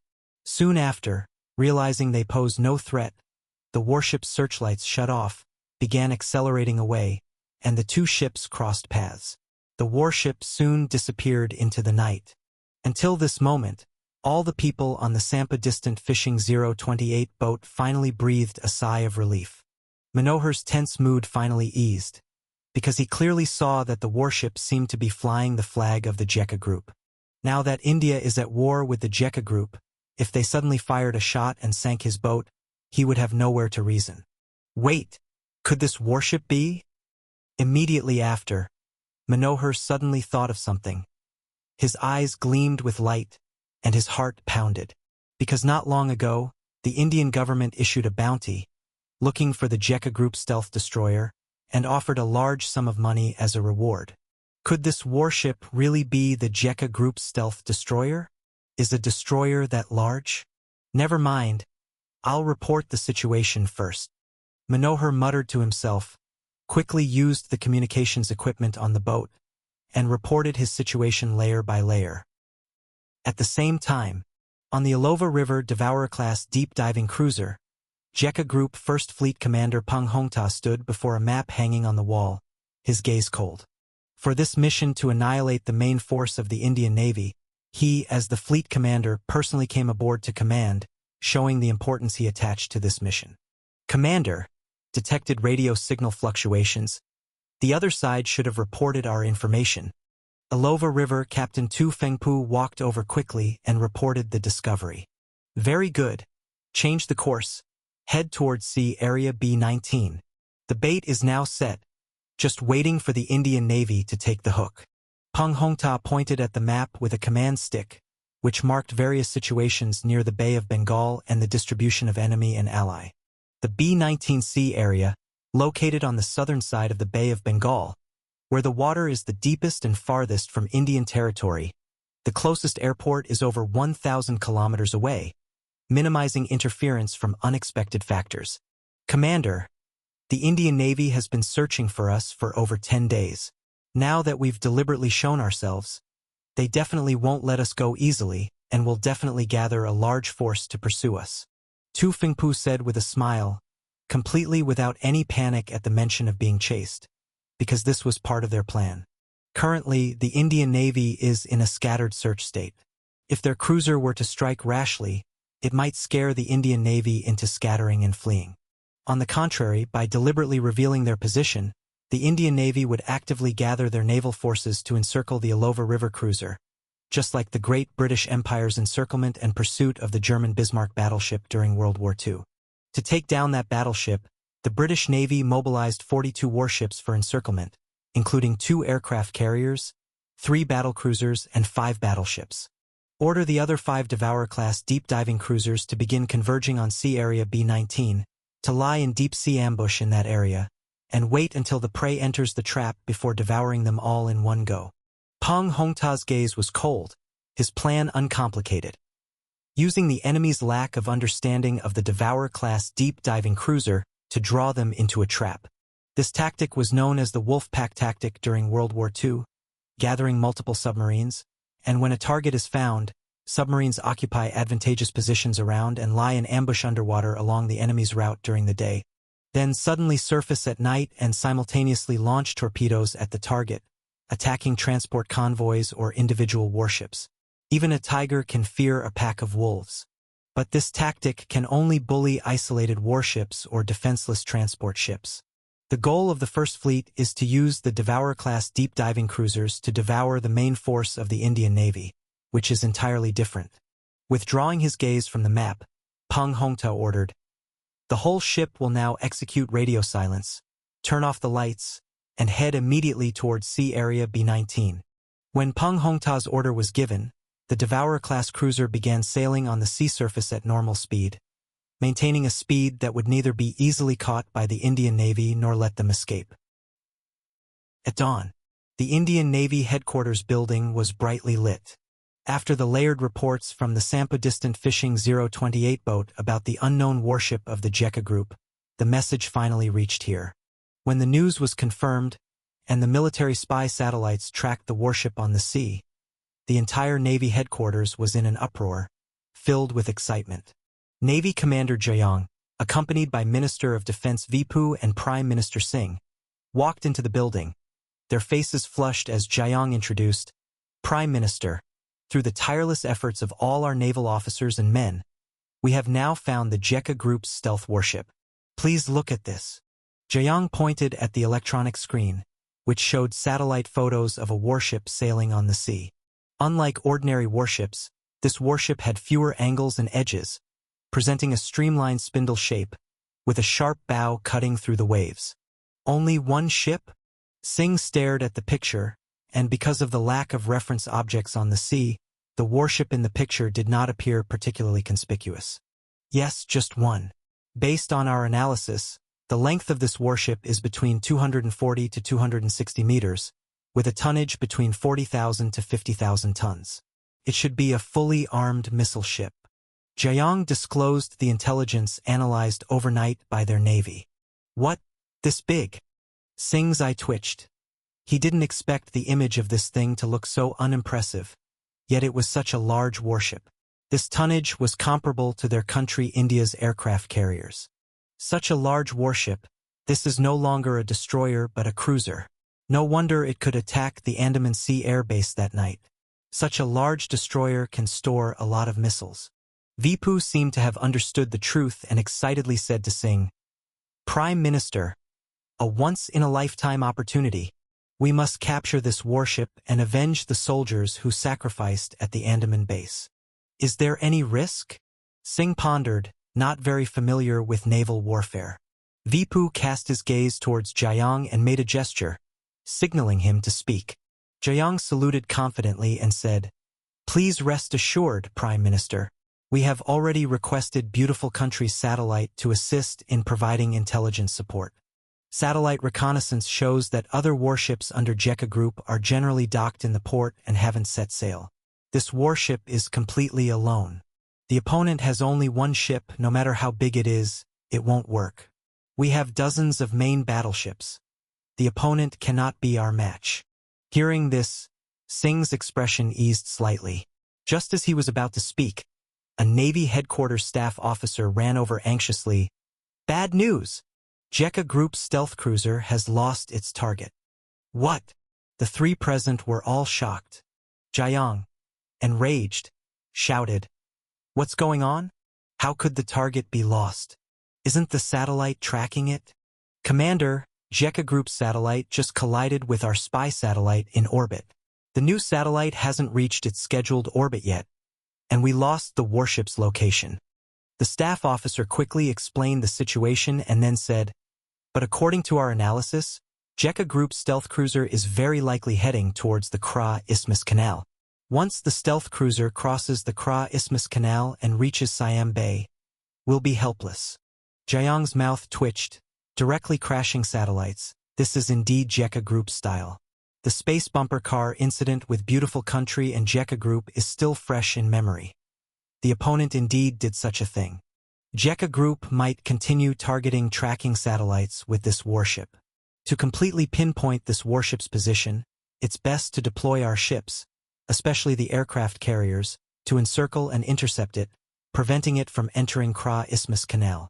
The staff officer suggested. The ocean is vast. Although a warship is large, once lost in the sea without satellite reconnaissance, hiding the ship becomes extremely difficult to find, especially as it's a single warship rather than a fleet, making it much harder. Military spy satellites reconnaissance from the sky is unreliable at this moment. Land-based reconnaissance aircraft and early warning aircraft, due to the limit of their flight range, would waste too much fuel reaching the target sea area, leaving very little loitering time for reconnaissance. Thus the scope is limited. Only warships, through sea search radar and reconnaissance aircraft launching from carriers, would be far more reliable in finding the target warship. Jiayong understood the seriousness and urgently said to Singh, "Prime Minister, give the order. If we delay in deploying our warships for encirclement, we may let Jekka Group's powerful stealth cruiser escape into the wild. Prime Minister, we can definitely win this naval battle. Our whole nation has been waiting for victory news for too long. We cannot disappoint them again." Vipu also urged on the side, which helped Singh resolve decisively. Recently, due to the establishment of East District 6 states, his approval rating within country India had plummeted to rock bottom. He indeed needed a grand victory to salvage his precarious votes, preparing for successful re-election. Thinking of this, Singh said, "Order the Navy to immediately attack Jekka Group's stealth cruiser, using any means necessary to sink it in the ocean, boosting our national prestige." Applause immediately resounded in the Navy headquarters building. Vipu and Jiayong exchanged excited glances. "Prime Minister, watch closely. This time we will certainly make Jekka Group suffer greatly, sinking their proud stealth cruiser, avenging Andaman Base in one fell swoop."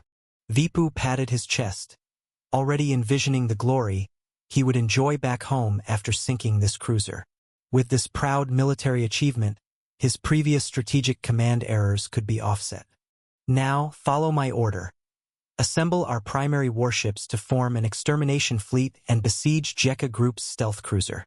Jiayong, the Navy commander, blushed with excitement, immediately gathering the staff team to determine the types and numbers of warships to be involved in the encirclement. Soon, over an hour later, soldiers moved swiftly. Country India Navy's main warships received emergency orders from Navy headquarters. To ensure infallibility, Country India Navy's main force was mobilized in full. Led by the Vikrant-class aircraft carrier, a massive fleet quickly formed, with warships continuously joining it, then pursued the estimated direction of Jekka Group's stealth cruiser. The large-scale mobilization of Country India Navy didn't escape the attention of global nations. Soon, powerful countries worldwide cast concerned gazes towards Mengjia Bay, as this was likely the largest naval battle since the 21st century was about to erupt. Even the all-knowing media and commercial satellites captured images of many Country India warships leaving the port, disappearing from the harbor. News of Country India Navy's full mobilization to seek a decisive battle with Jekka Group Navy spread wildly on the internet. In an instant, the world was shaken. March 12, 7:11 a.m. In the early morning, the Mengjia Bay sea surface, sunlight pierced through the thin sea fog like countless golden arrows, illuminating the deep blue. In the endless expanse where the water and sky merge, a massive fleet is sailing across Mengjia Bay.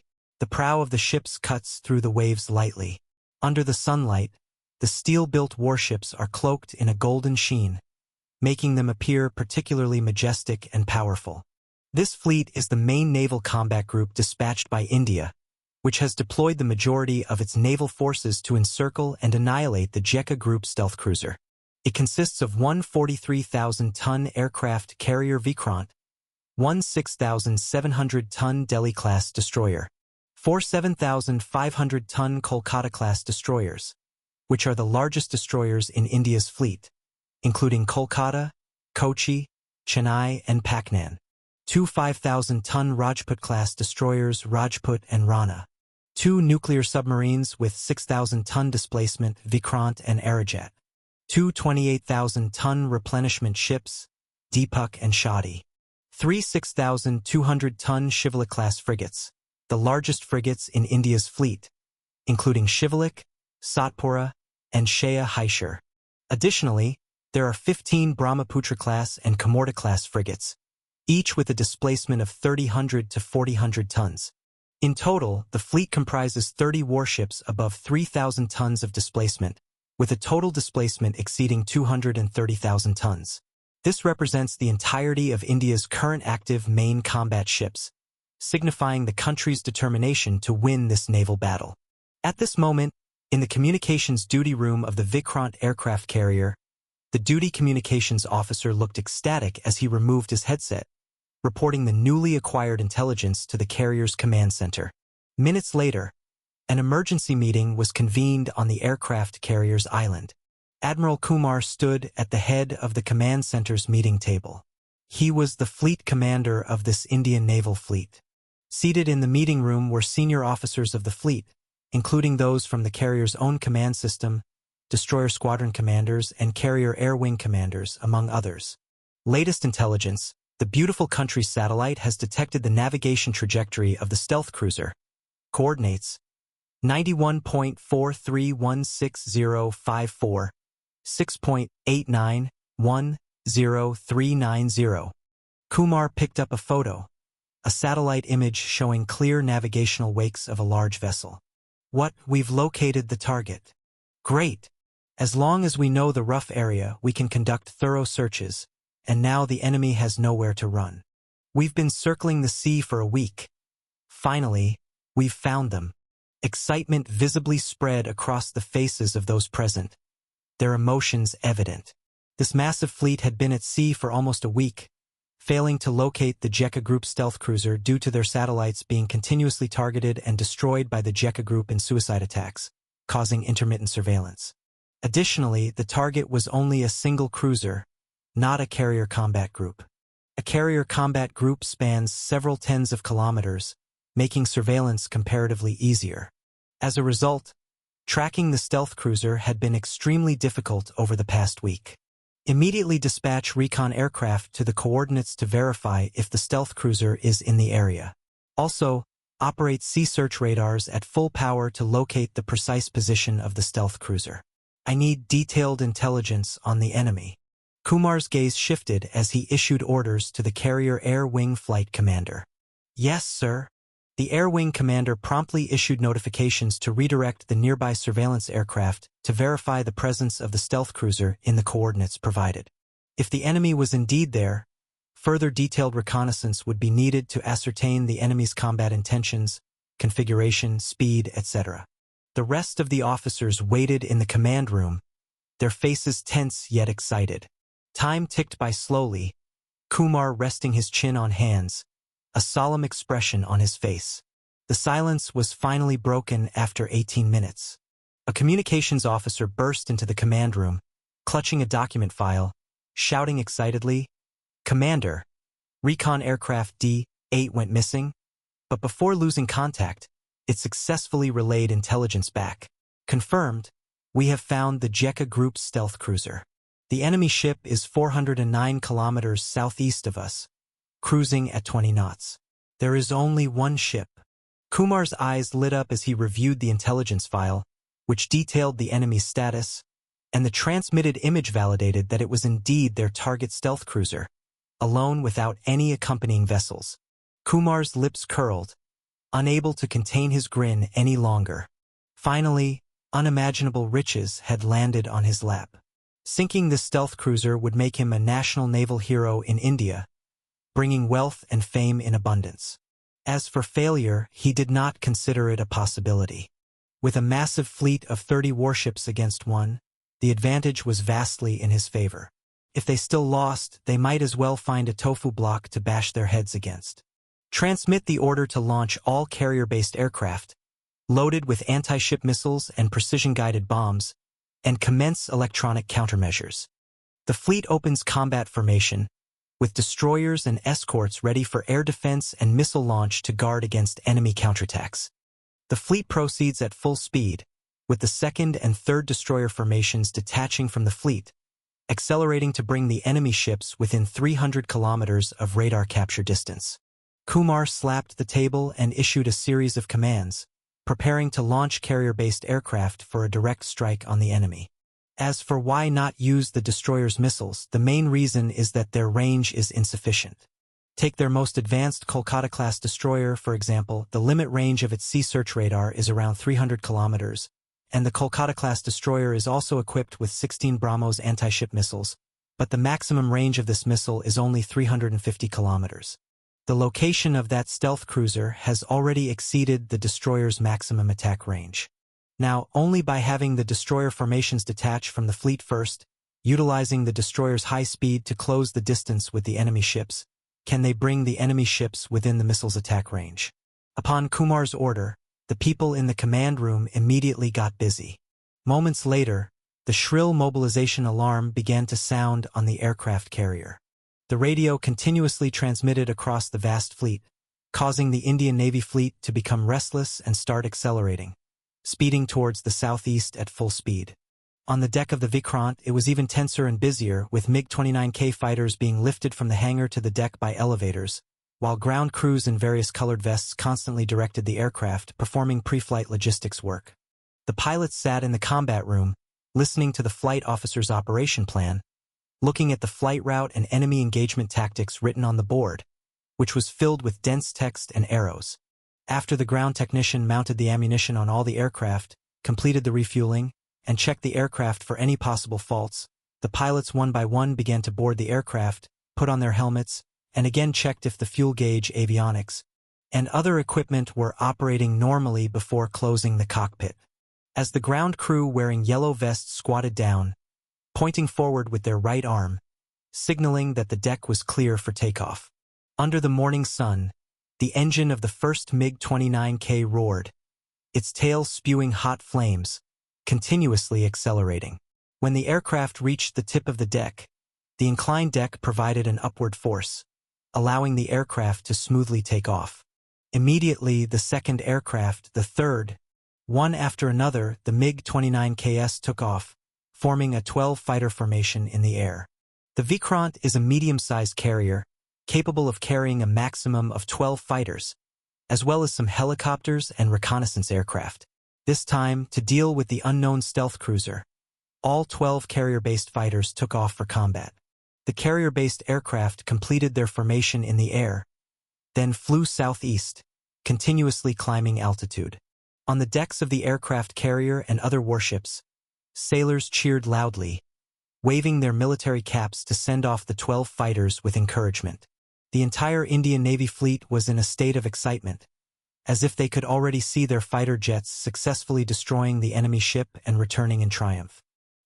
400 kilometers away, on the Alova River Devourer-class deep-diving cruiser, Peng Hongta stood on the deck, staring at the sea surface not far away. The sea there was covered with an oil slick, the result of downing an Indian reconnaissance aircraft with air defense missiles. The fuel leak after crashing polluted the sea. "Commander, the enemy already knows our position, and our biological radar has detected that the Indian fleet is accelerating towards us, with aircraft taking off. They are about to enter our optimal hunting zone." Tu Fengpu hurried over, his eyes carrying a hint of barely contained excitement. The biological radar of the Devourer-class deep-diving cruiser has a longer detection range and had already captured the Indian Navy's movements, not to mention the Jekka Group satellites, making it easy to locate the large Indian fleet. Allowing the Indian reconnaissance aircraft to find them was intentional, with the purpose of luring the Indian fleet to rush full speed into their optimal ambush zone. Order the entire ship to prepare for air defense, let their planes come closer, and test our air defense capability. Meanwhile, notify the other cruisers to launch an attack on the Indian Navy in 10 minutes to annihilate them completely. Peng Hongta's eyes were sharp, his tone icy as he gave the order. Soon, on the Devourer cruiser, missile launch unit hatches opened one by one. The air defense missiles inside ignited, soared straight into the sky, then turned mid-flight, heading northwest. In the sky, the MiG-29K carrier-based fighters, although not particularly advanced, require less than 10 minutes to cover the few hundred kilometers to the vicinity of the Ilova River cruiser. The commander of these 12 MiG-29K fighters was Air Force Colonel Phippidon. "What's going on? Why haven't we found the enemy ship for so long?" Phippidon frowned. The radar of the MiG-29K fighters had yet to capture the enemy ship's presence, giving him a vague sense of unease. Without knowing the enemy's position, the precision-guided bombs and anti-ship missiles carried by the fighters could not be used for an attack. Boom! Boom! Suddenly, the radar screen flashed a blip, bringing a look of joy to Phippidon's face. His eyes swept over the display and sure enough, the radar had locked onto the position of the stealth cruiser.